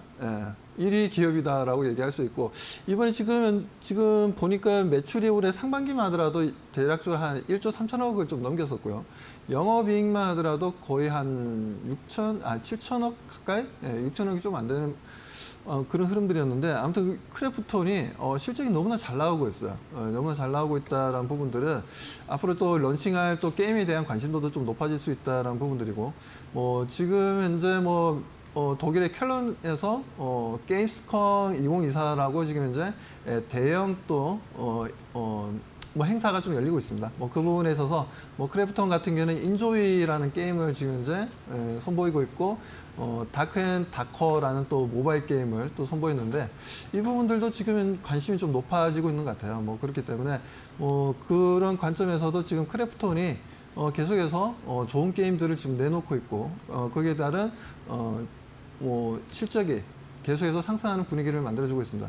거기에다가 이번에 좀 인도 시장을 좀 공략하기 위해서 많은 인재들을 지금 현재 채용을 하고 있습니다. 그런 부분들 또한 동사에서 상당히 좀 기대감이 좀 높아지고 있고 퍼블리싱 사업도 지금 현재 좀 계속해서 확장해 나가고 있기 때문에 그런 관점에서 보자면은 앞으로의 실적에 대한 기대가 하반기 또한 실적에 대한 기대감이 상당히 좀 높다라고 좀 보셔야 될 것 같습니다. 그리고 지금 현재 무엇보다도 상반기 실적이 전체적으로 이제 통합해서 보게 되면 국내 1위 기업이라는 거 그런 부분들에 있어서 멈추지 않고 계속 상승 분위기 이어가고 있고 외국인들 같은 경우에는 간헐적으로 중간에 매도 물량이 나오기도 하지만 지금 올해 상반기 봤을 때는 계속해서 매수 물량이 강력하게 지금 들어오고 있다는 부분들 그런 부분들로 봤을 때는 추가적으로 계속해서 52주 신고가 랠리는 계속 이어질 것으로 기대하고 있습니다. 네, 근데 지금 이 구간은 사실 이제 신고가 구간이지 않습니까? 오늘 또 34만 2천 원대를 뚫어내면서 보니까 오늘 신고가를 경신하기도 했습니다. 실적이라든지 기대감을 생각을 해보자면은 지금 주가 수준이 당연히 괜찮다 이렇게 얘기를 하시겠지만, 네, 그런데 이제 시장의 분위기가 워낙 또 이제 변동성이 크다 보니 그런 부분도 좀 챙겨봐야 되지 않을까 하는 생각 드는데 어떻게 보십니까? 저는 시장이 그러니까 매크로 흐름이 좋지 못하게 되면 그에 대한 이제 게임주들도 영향을 받지 않겠냐라고 물어보시는 것 같은데 제가 봤을 때는 게임 쪽 같은 경우에는 매크로 흐름과 크게 이게 상관관계가 조금은 이제 동떨어져 있는 부분들이라고 저는 보고 있습니다. 그래서 지지난주에 한번 국내 증시가 한번 크게 급락이 좀 나왔을 때 물론 그렇게 과도한 급락이 나왔을 때는 조정을 좀 받을 수밖에 없죠. 그때도 좀 조정받았던 게 장중에 마이너스 9.5%까지 내려갔다 그래도 마이너스 5%까지 아래꼬리 달고 이제 좀 반등 흐름을 좀 보여주는 모습들이었는데 그런 부분 그런 뭐라고 해야 되나 큰 빅 이벤트가 발생했을 때는 어쩔 수 없죠. 영향을 좀 받을 수는 있겠지만 그 정도의 움직임이 아니라면 제가 봤을 때는 크게 매크로의 흐름을 영향을 받지 않고 충분히 계속해서 지속적인 상승 흐름을 가져갈 수 있다라고 보고 있고요. 앞으로 나올 내용들이라면 매크로 흐름에 있어서 이제 미국의 이제 금리 인하를 9월달에 할 것인가라는 게 좀 관심사가 좀 높아질 거고 이번 주에 있는 잭슨홀 미팅에서 또 파월 의장이 어떤 또 발언을 할까 이게 또 관심사이긴 한데 제가 봤을 때는 크게 의미는 없다라고 좀 판단하고 있고 알겠습니다. 그것과 상관없이 꾸준히 상승할 것이다라고 말씀드립니다. 네, 게임주가 사실 매크로의 영향을 크게 받지 않는 업종이다 보니 크래프톤 지금도 사실 봐도 괜찮다라는 의견으로 저희 정리해보고 가도록 하겠습니다. 그렇다면 오늘 시장에서 또 주목받고 있는 이슈 어떤 것들이 있을까요? 이어서 신민용 앵커가 전해드립니다. 마켓 무버입니다. 요즘 금값이 그야말로 금값입니다. 국제 금값이 하늘 높은지 모르고 치솟고 있는데요. 국제 금값 야금야금 오르더니 어느덧 온스당 2,550달러 선을 넘어섰습니다. 나날이 사상 최고치를 갈아치우고 있는 국제 금값입니다. 최근 금값의 상승 배경은 미국 연방준비제도 페드의 금리 인하 시점이 얼마 남지 않았다라는 기대감 그리고 이란과 이스라엘의 불안 등 중동 정세가 불안이 이어지면서 안전자산 선호 현상이 짙어지고 있기 때문이다라는 분석이 나오고 있습니다. 이제 그렇기 때문에 연준에서 나오는 스탠스, 금리 인하에 대한 폭과 시점이 언제가 될 거냐에 따라서 또 금값의 향방이 결정될 것이다라는 전망도 나오고 있습니다. 이번 주에는 FOMC 의사록이 공개되고 또 파월 의장이 잭슨홀 미팅에서 연설이 예정되어 있죠. 월가에서는 금값에 대한 전망이 엇갈리고 있습니다. 먼저 하이리지 퓨처스에서는 연준이 0.25%포인트 금리 인하 가능성만 시사하고 0.5%포인트 금리 인하 B컷에 대해서 부정적인 전망을 한다면 가격이 떨어질 가능성도 있다라고 이야기했습니다. 그리고 로이터 통신의 기술 분석가는 2,500달러 선 저항을 돌파하지 못하면 2,400달러 선까지 떨어질 것이라고 이야기하기도 했습니다. 반면에 UBS는 금값이 연말까지 2,600달러에 도달할 가능성도 높다고 봤는데요. 국내 증권가에서는 당분간 금값 상승 이어질 것으로 보고 있습니다. 다음 장에서 보시죠. 금 가격 강세 현상이 당분간 이어질 것이라는 IM증권의 전망이 나왔습니다. 안전자산인 금 가격 랠리가 위험자산 선호 약화를 의미하지 않는다라는 게 가장 중요한 포인트인데요. 금 가격 강세가 일부 안전자산 선호 수요에서도 비롯되고 있기는 하지만 미국 국채금리와 달러화 지수 하락이 중요한 원인이라는 겁니다. 글로벌 자금의 위험자산 선호 현상 약화로 해석하기는 어려운 상황이라는 겁니다. 한마디로 지금 위험자산 선호 현상이 나타나고 있지 않다라는 건데요. JP모건 이머징 마켓 채권 지수를 봐도 글로벌 자금의 위험자산 선호 심리가 회복되고 있다는 것을 확인할 수 있습니다. 이달 초에 반등세가 마무리되고 다시 하락하고 있기 때문입니다. 정리해보면 금 가격 급등 형상을 미국 경기 침체 등 금융시장의 불확실성의 확대 시각으로 해석하기보다는 미국 연준의 금리 정책 전환에 따른 자금 흐름의 변화로 바라볼 필요가 있다라는 전망에 힘을 받고 있는 상황입니다. 금 관련해서 투자 판단하실 때 잘 참고해 보시면 좋겠습니다. 마켓무버 전해드렸습니다. 네, 이어서 네 번째 기업 바로 만나보도록 하겠습니다. 네 번째 기업은 유한양행인데요. 유한양행은 오늘 시장에서 0.5% 넘게 상승 탄력을 가지고 가고 있습니다. 다만 강력한 상승은 아닙니다. 이 유한양행을 박정재 파트너님께서 왜 가지고 오셨을까요? 네, 오늘 좀 긍정적인 이슈가 하나 나오면서 시초에 좀 강력한 상승력을 만들어냈었죠. 일단 폐암 치료제 랭라자가 미국 식품의약국 FDA 승인을 받았다는 소식이 전날 들려왔었습니다. 장 마감 이후.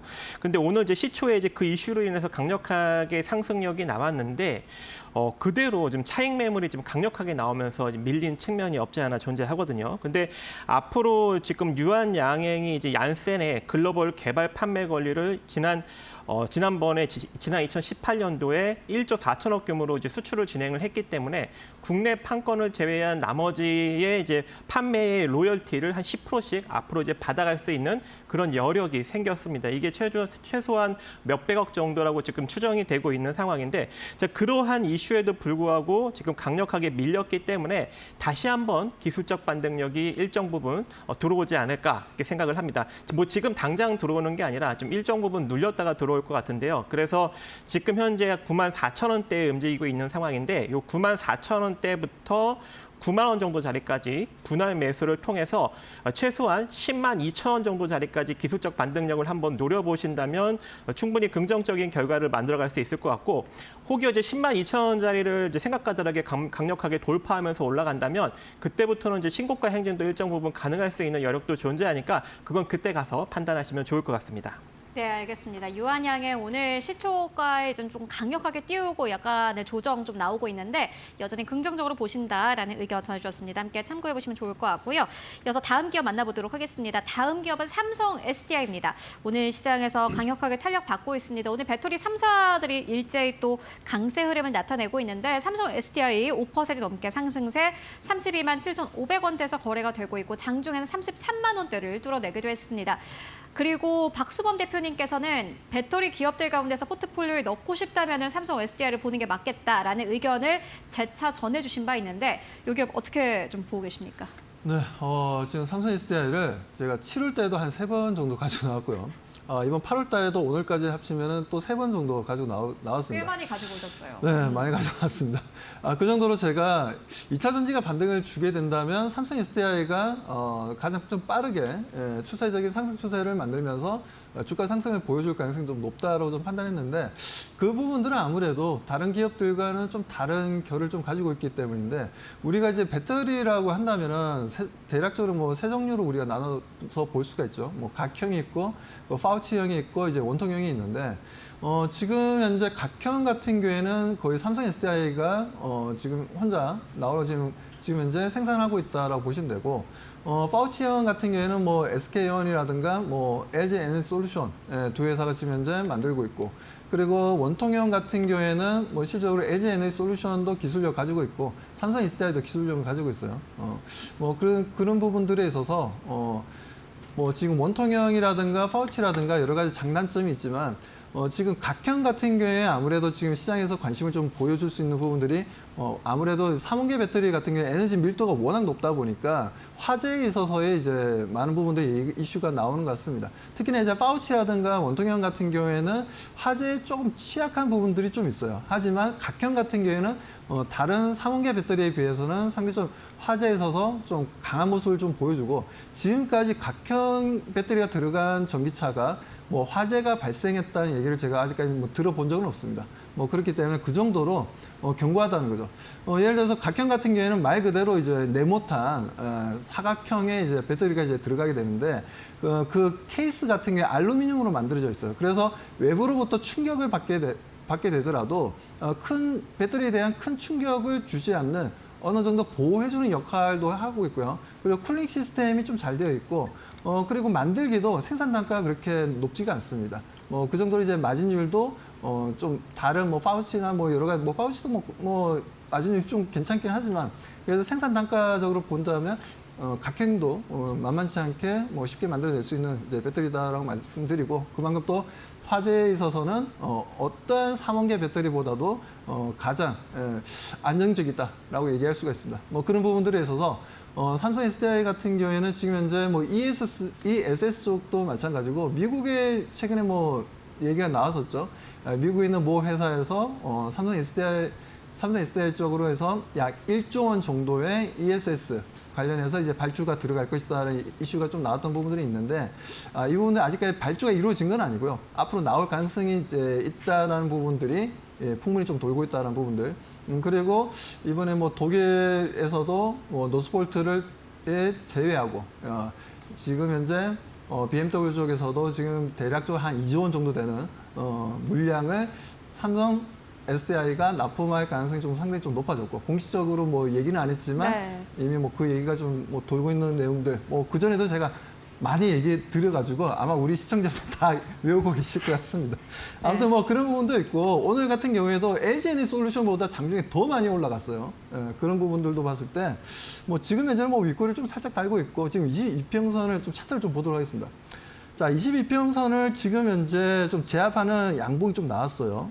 이런 제압을 하는 양봉이 나왔고 거래량도 평균 거래량보다 좀 더 좋은 거래량이 형성되었다는 건 이제는 추세를 상승으로 좀 잡겠다라는 의지로 좀 봐야 됩니다. 그리고 여기서는 이제 더 이상 주가가 하락하지 않겠다라는 의지로 좀 봐야 되기 때문에 네. 뭐 그런 관점에서는 저는 삼성 SDI 계속해서 우리가 관심 가지고 지금 현재도 매수해도 좋은 아주 저점에서의 터닝 포인트를 만들어주는 위치다라고 말씀드리고 싶습니다. 네, 삼성 SDI 연이어서 강조를 해주고 계십니다. 배터리 기업 가운데서는 가장 긍정적으로 보고 계시고 일단은 뭐 가격적인 메리트가 있다라는 부분이 크게 와닿는 것 같습니다. 참고해 보시고요. 이어서 마지막 기업 만나보도록 하겠습니다. 박정식 파트너님께서 가지고 오신 파라텍인데 오늘 약간 장중의 변동성은 있습니다. 어떻게 보고 계십니까? 네, 파라텍 소방기구를 제조하고 또 이 소방 설비 공사를 진행하는 전문 업체입니다.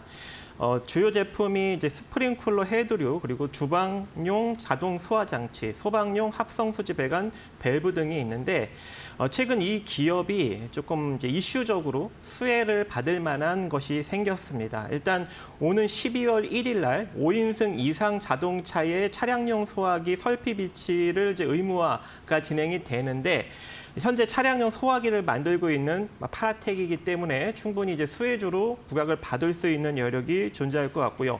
또 최근 이 전기차 화재가 지속적으로 나오고 있는 상황입니다. 그에 따라서 이 전기차 화재 예방 대책으로 스프링클러가 큰 관심을 현재 받고 있는데 이 소방기구 제조 부분에서 스프링클러 매출이 앞으로 성장세가 나타날 것이다라는 업체의 관계자 발언도 일정 부분 있었고요. 거기에 최근에 실적도 긍정적으로 나왔습니다. 올해 상반기 매출이 1,448억으로 36%나 증가가 되었고 영업이익도 30억 원으로 적자에서 흑자 전환되었는데 여기서 일단 국내 대기업향 이 소방 설비 신규 수주가 지금 매출에 반영이 되면서 좀 성장력이 나타나고 있다고 합니다. 주가도 많이 빠져 있습니다. 지금 현재 순자산 가치가 1,023억인데 시가총액이 729억밖에 되지 않아서 하반기까지 만약에 이제 이슈로 부각을 받게 된다면 최소한 30% 정도 주가 상승력이 나타날 수 있는 여력이 존재합니다. 그래서 지금 가격 이하로 1,900원대 이하로 분할 매수 관점 한번 가져가 보시고 하반기까지 2,700원 정도 자리까지 노려보신다면 좋은 결과를 만들어갈 수 있을 것으로 판단하고 있습니다. 네, 1,900원 이하에서 매수한다면 약 30%의 업사이드가 있을 것이다라는 전망 함께 듣고 왔습니다. 지금까지 박수범 대표 그리고 박정식 파트너와 함께 이야기 나눴습니다. 말씀 고맙습니다.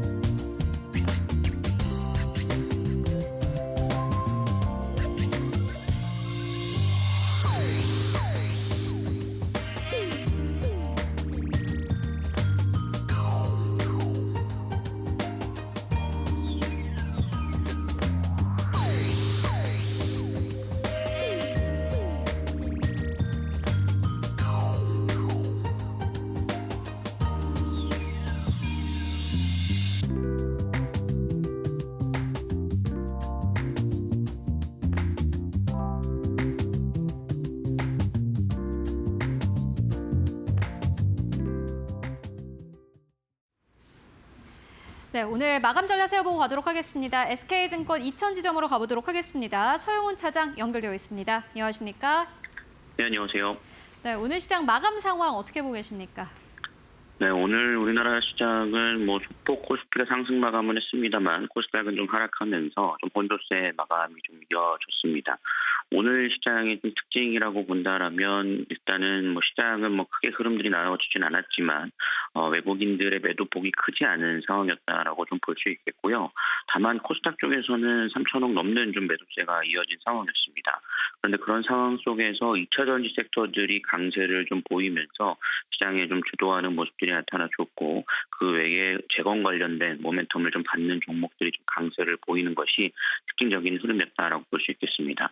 결국에는 지금 잭슨홀 미팅을 앞두고 있고 우리나라도 내일 금통위를 앞두고 있는 상황이기 때문에 현재 시장의 전반적인 흐름들은 좀 관망세가 짙다라고 좀 볼 수 있겠고요. 다만 그런 상황 속에서 외국인들의 매도가 크게 나오지 않는다라는 점을 감안해 본다라면 일단은 잭슨홀 미팅과 금통위를 좀 확인하고 좀 방향성을 좀 잡아갈 것으로 예상이 되고 있다라고 좀 판단을 하고 있습니다. 그렇기 때문에 시장이 꼭 나쁘다라고 볼 수는 없을 것 같고요. 결국에는 금리 인하에 대한 기대감들이 얼마나 좀 반영되는지에 대한 부분들을 기다리는 상황 속에서 오늘 시장은 좀 쉬어가는 흐름이었다라고 좀 판단을 하고 있는 상황입니다. 네, 오늘 시장에 코스닥 좀 내리긴 했지만은 그래도 긍정적으로 보고 계신다라는 의견 주셨고요. 그렇다면 오늘 시장에서 보시는 기업 있으실까요? 네, 오늘 제가 관심 있게 보고 있는 종목은 원익 IPS 좀 관심 있게 보고 있는 상황인데요. 원익 IPS 같은 경우 작년 좀 적자를 면치 못하면서 다른 반도체 종목과는 다르게 상승하지 못하는 상황들이 이어졌습니다. 다만 최근 들어서 디램 전공정에 대한 수요가 좀 계속해서 좀 증가를 하고 있고 디램의 지금 고객사들의 확장이 좀 이루어지고 있는 상황이기 때문에 거기에 대한 기대감들이 충분히 좀 반영이 되고 있다라고 좀 볼 수 있겠습니다. 여전히 좀 반도체에 대한 제한적인 흐름들은 있습니다만 그동안에 좀 상승이 아직 강하게 이루어지지 않았기 때문에 외국인과 기관의 매수세가 상당히 좀 강하게 들어오고 있고 거기에 따라 박스권 상단에 대한 돌파 기대감이 충분히 있다는 점을 감안해 보면 흑자 전환 모멘텀과 더불어서 추가적인 상승 기대해 볼 수 있지 않을까라고 예상을 하고 있습니다. 네, 원익 IPS에 대한 이 투자 의견 듣고 왔습니다. 말씀 고맙습니다. 네, 감사합니다. 네, 우리 증시 마감 동시효과 구간에 들어와 있습니다. 마감의 기술로 이어가겠습니다. 이데일리온 곽유정 파트너 모셨습니다. 안녕하세요. 네, 안녕하세요. 우리 시장이 미국장의 하락을 어떻게 소화할까 마음 졸이면서 봤는데 많이 올랐던 코스닥이 좀 많이 빠졌다고 봐야 할까요? 오늘 시장 어떻게 보셨습니까? 미증시 같은 경우는 연일 상승세가 나왔었기 때문에 아무래도 상승에 대한 부담감이 좀 있지 않았나 싶고요. 저는 네. 미증시 영향으로 인해서 국내 증시 역시도 오늘 양지수 모두 다 하락 출발했지만 그럼에도 불구하고 코스피는 오늘 강보합 지금 흐름에서 동시효과 기다리고 있고요. 코스닥은 지금 1%대 가까이 지금 하락세가 나오고 있긴 합니다. 저는 오늘 시장에서는 기술적인 구간을 조금 더 초점을 한번 맞춰봤는데요. 코스피 잠깐 시장지수 차트 한번 좀 보도록 하겠습니다. 자, 지금 코스피 시장 차트 보시면 V자로 시장 지수 올라와주고 있는 모습 보여지는데요. 지금 네. 한 4거래일 정도 제자리 걸음하고 있는 모습이 보여집니다. 그런데 오늘 구간에서 보시다시피 단기선, 핑크색 선이 지금 단기선이거든요. 5일선이라고 볼 수 있는데 이 5일선이 21선, 심리선, 생명선에 해당하는 이 파란색 라인을 돌파해주면서 안착하는 흐름이 나왔습니다. 이런 흐름을 우리는 골든크로스라고서 부르는데요. 네. 보통 이런 골든크로스가 나와주고 나면은 추세적으로 지금 상방으로 가주려는 힘이 강하다라고 볼 수가 있습니다. 그래서 지금 1차 골든크로스가 나와준 상황이고요. 바로 위에 노란색 황금선 라인 보이시는데 이 구간은 세력선, 수급선이라고 볼 수 있는 60일선입니다. 그렇기 때문에 이 60일선까지 단기선이 추가적으로 두 번째 돌파까지 골든크로스가 추가적으로 나와주게 된다면 그대로 정고점 구간까지 지수 상승이 이어지게 될 가능성이 높거든요.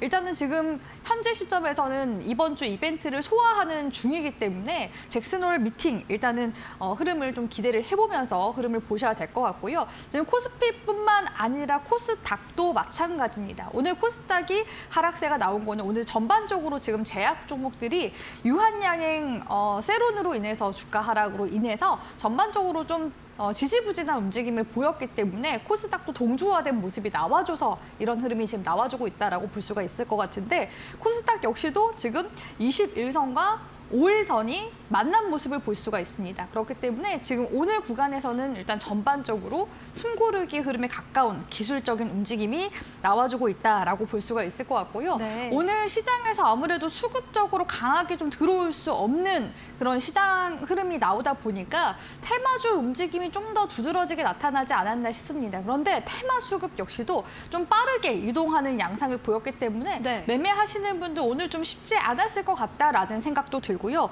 오늘 이제 민주당 전당대회에서 해리스 대관식이 있었습니다. 그래서 관련 테마 종목들 일부 종목들이 움직임이 나왔었는데 거의 지금 말이 하나 대마 관련 일부 종목들만 좀 강세 움직임이 나왔고요. 오늘 지금 시장에서 오후장까지 살아있는 테마가 대왕고래 관련주 중 하나인 화성 밸브만 지금 천하제일 단타 대회가 열리고 있는 모습이 관측이 됐습니다. 네. 이달에 종해 가스전 관련해서 주관사 입찰할 것이다라고서 이야기가 나왔고요. 아마 다음 달부터 해서 투자은행 상대로 주관사 입찰을 본격적으로 들어가게 될 가능성이 높은데 다른 대왕고래 관련 종목들은 지금 움직임이 그렇게 크게 두드러지진 않거든요. 그러니까 화성 밸브만 오늘 움직임이 나와줬다라고 볼 수가 있을 것 같고 특이한 움직임은 우크라이나 재건 종목들이 오늘 시장에서 움직임이 나왔다는 겁니다. 그런데 실제로 지금의 러시아와 우크라이나 상황을 보면 우크라이나 쪽에서 러시아 본토 공격 들어가고 지금 최근에 러시아 쪽에서도 우크라이나 동부 쪽을 지금 현재 공격 중에 있거든요. 네. 지금 물류 전략 요충지까지 지금 장악하고 있는 상황이기 때문에 상황이 좋지 않은데 지금 재건 종목들이 올라가고 있기 때문에 테마 관련 종목들 옥석가리가 필요하고 주의가 필요한 시기라고 네. 시장 정리 도와드리도록 하겠습니다. 네, 시장이 정말 테마도 빠르게 변하고 시시각각 색깔이 변하고 있어서 대응하기 쉽지 않으셨을 것 같습니다. 코스피 마감 상황 좀 볼까요? 그래도 오후장 들어서 상승 전환을 하면서 강보합권에서 마감 기다리고 있습니다. 0.21%가량 강세로 2,700선 위에서 마감 기다리고 있고요. 코스닥 역시 1% 가까이 코스닥은 하락세를 나타내고 있는 상황입니다. 우리 시장 마감해 보겠습니다.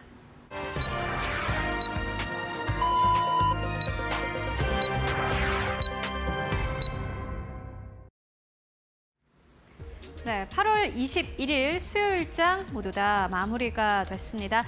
여러분들 오늘도 고생 많으셨습니다. 이번 주 들어서 시장의 변동성 커지고 있습니다만은 방향성은 여전히 긍정적인 쪽으로 좀 흘러가는 듯합니다. 이번 주에 워낙 이슈가 많습니다. 잭슨홀 미팅도 있고 FOMC 의사록 공개도 있기 때문에 이러한 주요한 굵직굵직한 이슈들을 앞두고 시장은 약간의 관망세를 오늘 좀 보여줬던 것 같습니다. 그렇다면 전체적인 시장 분위기는 어땠을까요? 마켓 스피드를 통해서 먼저 알아보고 가도록 하겠습니다. 네, 오늘 단기 테마 쪽으로 봤을 때는 일단은 남북 경협 관련 업종이 상승 탄력을 보였고 피팅 쪽도 3.7% 넘게 상승세, 장기 테마 쪽으로 봤을 때는 우크라이나 재건 쪽이 6.3% 이상의 상승세, 광모들도 오늘 시장에서 2.3% 이상의 상승 탄력을 보였습니다. 그리고 오늘 시장에서 로봇 관련 업종도 1.5% 넘게 상승 탄력을 받았는데 삼성전자가 빠르면은 9월에 웨어러블 로봇을 공개할 수 있다라는 이 뉴스가 나오면서 오늘 로봇 업종 자체가 오랜만에 힘을 받았고요. 실적 테마 쪽으로 봤을 때는 시멘트 쪽이 2% 넘게 강세 탄력을 보였고 VR, AR, XR 쪽이 1.2% 그리고 애플 관련주도 역시나 마찬가지로 1% 넘게 상승 탄력을 보여주기도 했습니다. 그리고 오늘 TDS팜이 이제 시장에 입성을 했는데 공모가 대비해서 300% 이상의 상승 탄력으로 오늘 시장 거래 마감했고요. 원익이 상한가 오늘 도달했습니다. RT캐스트도 오늘 상한가를 도달하면서 거래 마감을 했고요. 그리고 오늘 업종 전체적으로 봤을 때는 보시다시피 2차 전지 쪽이 3.2% 넘게 상승 탄력을 받아갔습니다. 전기가스 쪽도 2.7%, 건설 쪽도 2.3% 넘게 상승 탄력을 받으면서 오늘 거래 마감했습니다. 그렇다면 지수는 어느 정도에서 마감했을까요? 마감 지수 상황 만나보도록 하겠습니다.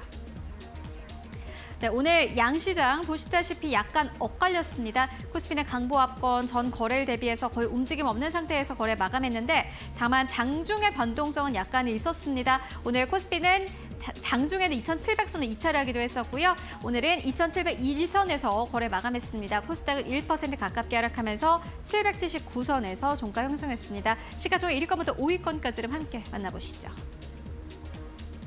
네, 1위권부터 5위권까지 SK하이닉스가 좀 큰 폭으로 조정을 받았습니다. 3% 넘게 하락하면서 오늘 시장에서 19만 2천 원대에서 거래 마감했는데 어제는 장중에 20만 원대를 넘어서기도 했던 SK하이닉스 쪽으로 오늘 시장에서는 전반적인 조정 흐름이 나왔고요. LG엔솔은 6% 넘게 강세, 그리고 오랫동안 또 쉬어갔던 양 2주간 쉬어갔던 삼성바이오로직스가 오늘 탄력을 받았습니다.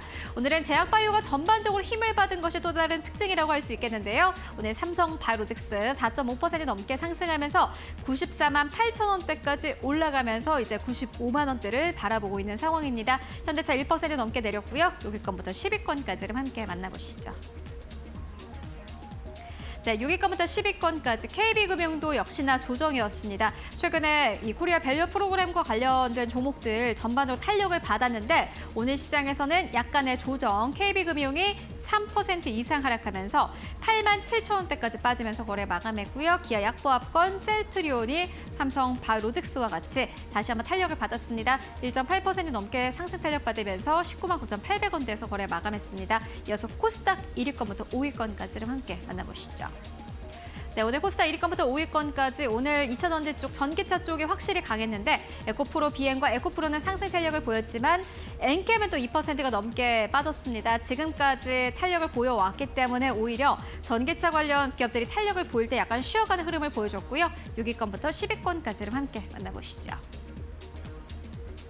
네, 삼천당제약 4% 가깝게 오늘 하락세 보였고 리가캠바이오 1.5% 넘게 하락세, 리노공업도 1% 가깝게 하락했고요. 클래시스가 조용히 강합니다. 오늘 시장에서도 상승 탄력을 보였는데 1.4% 넘게 상승하면서 5만 원대 위로 완전히 안착했고 5만 700원대에서 거래 마감했습니다. 지금까지 마감 상황 함께 살펴보고 왔습니다.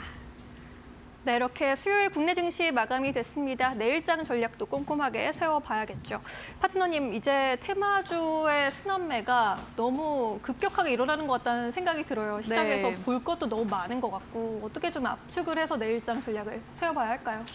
일단은 FOMC 의사로 공개가 대기되어 있는 상황이기 때문에 이번에 이제 7월 FOMC에서 어떤 이야기가 오고 갔는지 그런 스탠스를 좀 확인을 하고서 시장에서 가려고 하는 분위기고요. 그래도 시장이 계속해서 자신감을 찾아가고 있는 중이기 때문에 나쁜 이야기가 나올 것 같지는 않습니다. 지난 회의에서 금리 인하에 대해서 어떤 이야기가 오고 갔는지 이 부분을 계속해서 확인하려고 하는 그런 이제 움직임이 나올 가능성이 높지 않을까라고 보여지고요. 사실 또 중요한 이슈들은 목요일에 또 몰려 있기 때문에 거의 이제 금요일장에 이제 영향을 주게 될 가능성이 가능성이 높은데 그렇다면 시장이 계속해서 조금 이제 두근두근하는 마음으로 시장 흐름을 보려고 하는 그러니까 관망 심리가 조금 더 뚜렷해질 가능성이 높거든요.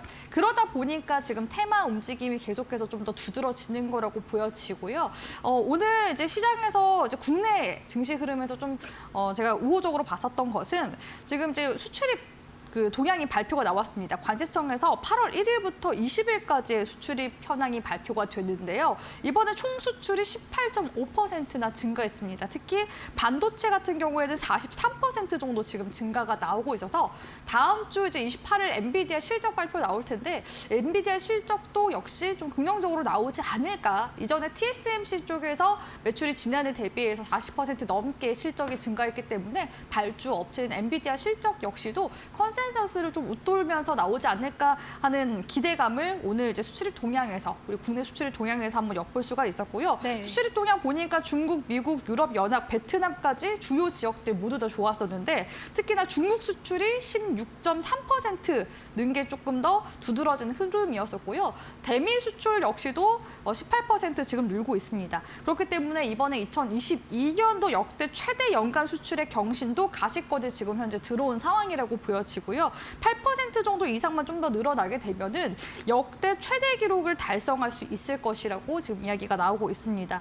그리고 그렇기 때문에 올해 누적으로는 253억 달러 흑자로 3년 만에 흑자 전환이 확실시 되는 상황이기 때문에 지금 시장이 하방으로 가는 그런 큰 부담감을 좀 어느 정도 덜면서 갈 수 있는 그런 이제 모멘텀이지 않았나라고 보여지기 때문에 국내 증시에서는 일단 지금 테마 움직임이 이번 주까지는 조금 더 가속화될 가능성이 높아서 제가 봤을 때 그나마 긍정적으로 볼 수 있는 이제 이슈 테마라고 한다면은 전기차 배터리 화재 관련 테마가 아직까지는 현재 진행형으로 가고 있고 지금 최근에 테마가 형성돼서 움직임이 지금 눌림목 구간에 지금 형성되어 있는 종목들 내지는 지금 단기적인 저항을 돌파해 주려고 하는 종목들이 좀 몇 개 보이거든요. 네. 특히 오늘 시장에서 LG 에너지 솔루션 물론 대형 종목이라서 테마 영향을 좀 덜 받는 종목이긴 하지만 그럼에도 불구하고 오늘 긍정적인 뉴스 기사들이 LG 엔솔 사이에서도 들려왔습니다. 배터리 매니지 시스템이라고 해서 배터리 관리 시스템 특허 관련해서는 지금 세계 1위를 기록을 하고 있다고 하고요. 중국과 일본을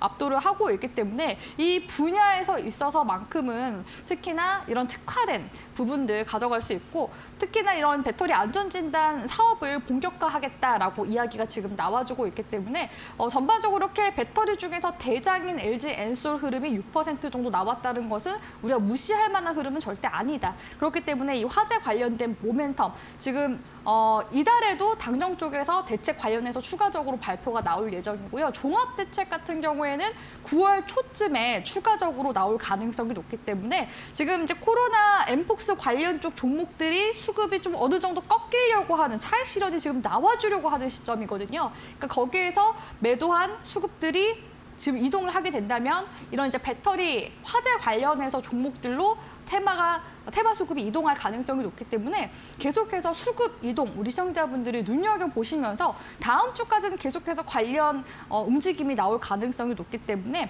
만약에 테마주를 공략하신다 하신다면 이쪽 섹터를 보시면서 말씀드렸다시피 수출 동향에서 지금 반도체 계속해서 수출 늘고 있는 상황이기 때문에 반도체 섹터에 대한 우리 시청자분들의 업황 흐름까지도 계속해서 가져가시면서 투자용으로는 반도체 업종에서 종목들 하나 정도는 포트에 넣어두시고 네. 그 외로는 이제 우리 시청자분들이 소액 매매로 매매하실 때 이런 화재 관련 테마 눈여겨보시면서 같이 이렇게 좀 다채롭게 매매할 수 있는 시기이니만큼 네. 적극적으로 지금 현재 시점에서 종목 공략해보셔도 괜찮은 시기라고 보고 있습니다. 네, 이렇게 시장의 변동성이 심할 때 오히려 매수 기회로 삼아볼 수 있다라는 조언이었고요. 화재 방지 관련주, 오늘 LG 엔솔이 크게 급등한 만큼 2차 전지단으로 또 매기가 쏠릴 수 있겠다라는 점까지 체크해 보시면 좋겠습니다. 내일장에서 이제 접근해 볼 만한 시초가 공략주 하나 여쭤보도록 하겠습니다. 어떤 종목일까요? 네, 오늘은 이제 중소형 제약바이오 기업 가지고 왔는데요.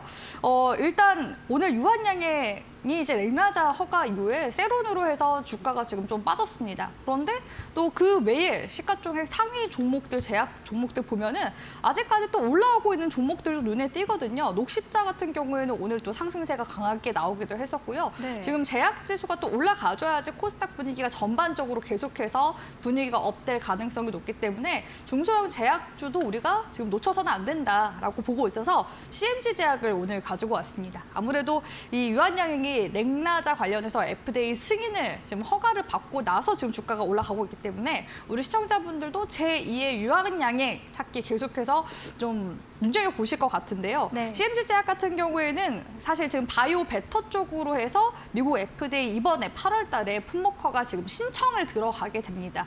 대핍조라고 하는 필름형 조현병 치료제라고 볼 수가 있는데요. 이 조현병 환자들이 약이 너무 쓰다 보니까 약을 삼키는 거에 있어서 어려워하는 환자들이 많다고 합니다. 근데 이 대핍조라는 약은 바이오 베터니까 지금 현재 있는 약보다 조금 더 이제 업데이트된 그런 플랫폼을 가지고 있다라고 볼 수가 있는데 필름형으로 되어 있기 때문에 먹으면은 약물이 쓰지 않고 입에서 사르르 녹기 때문에 아무래도 편의성, 환자들이 투약하는 데 있어서 편의성이 더 증진된다는 효과를 누려볼 수가 있고요.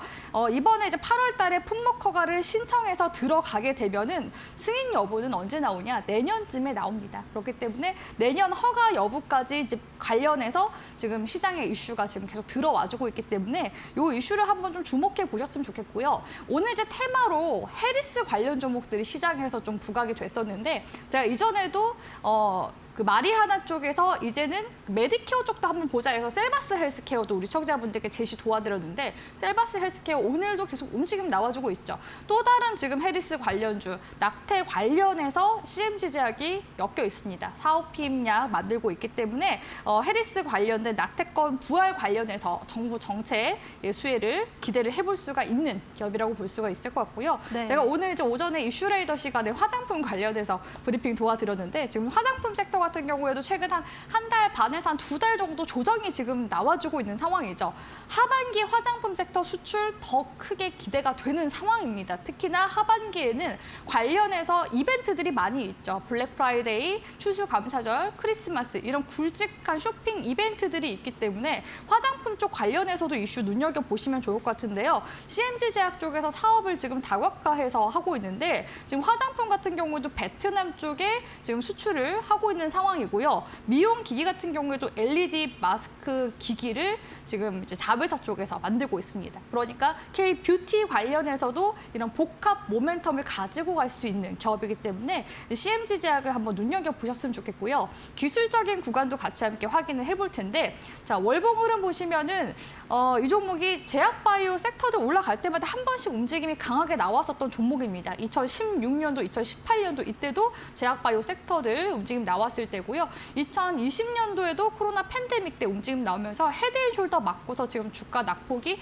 한 2, 3년 정도 이어지고 있는데 지금 박스권으로 횡보하는 구간이 한 1년 반 정도 지금 만들어지고 있거든요. 지금 시점에서 추가적인 이런 모멘텀만 좀 더 들어와주게 된다면은 반등으로 추세 전환하면서 가게 될 가능성이 굉장히 높고요. 지금 현재 이제 일봉 움직임 봤을 때 지금 23년도 전고점 구간대 2,800원 구간대까지 1차적으로 단계에서 스윙 관점으로 목표가 잡아볼 수 있기 때문에 2,800원 구간 목표 구간 잡아가시고요. 손절 구간 같은 경우에는 61선 구간대 기점으로 해서 단기 손절 구간 2,200원으로 가격 전략 도와드리도록 하겠습니다. 네, 필름형 조현병 치료제 대핍조로 미국 FDA 품목 허가 신청을 기대를 받고 있는 종목입니다. 제2의 유한양행을 찾고 계시는 분들의 이제 매기가 쏠리고 있는데요. 해리스 관련주로도 엮이고 있으니까요. 함께 눈여겨보시면 좋겠습니다. CMG 제약 참고해 보시고요. 오늘 말씀 여기까지 듣겠습니다. 고맙습니다.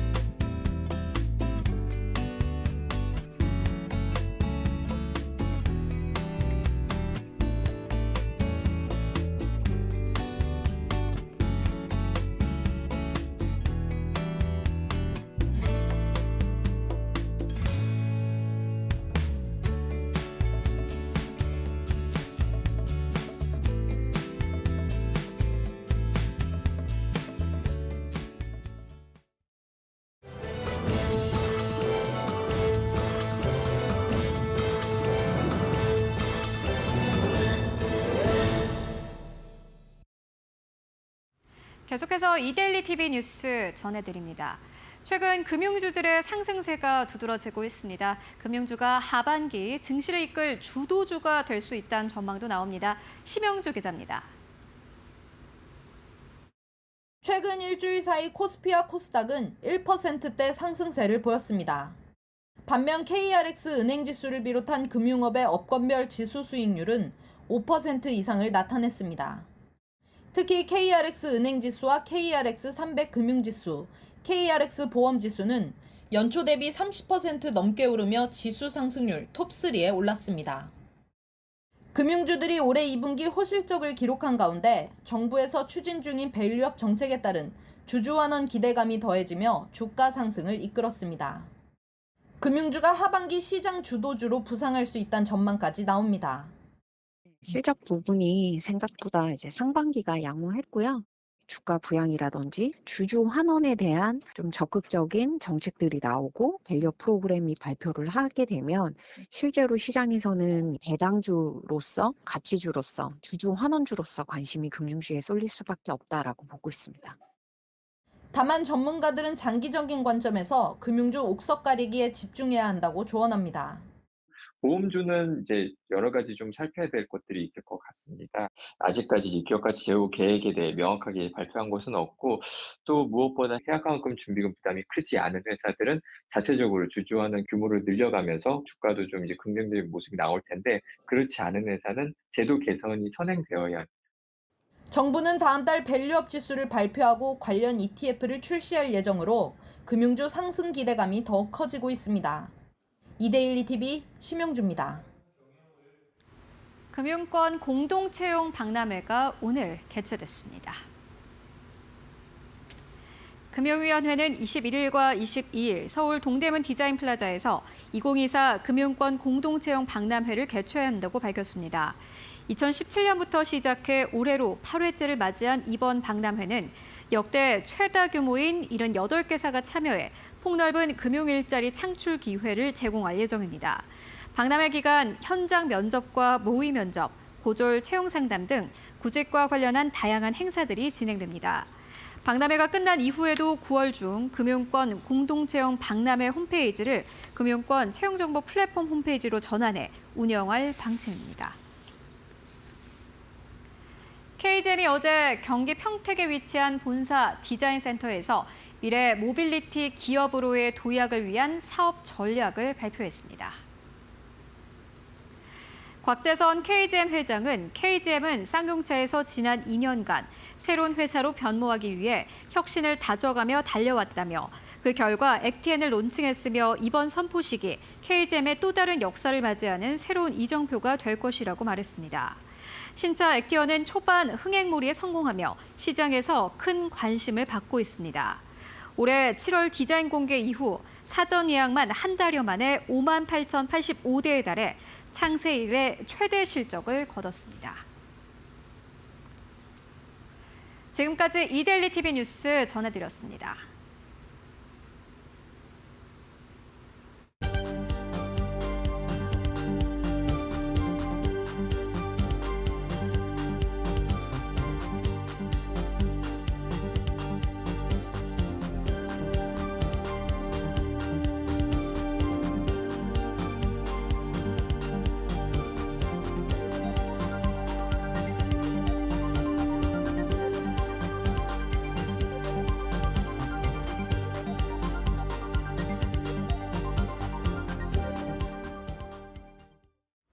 네, 오늘 저희가 준비한 소식은 여기까지입니다. 내일 더 유용한 정보와 함께 돌아오겠습니다. 시청해주신 여러분, 오늘 고맙습니다.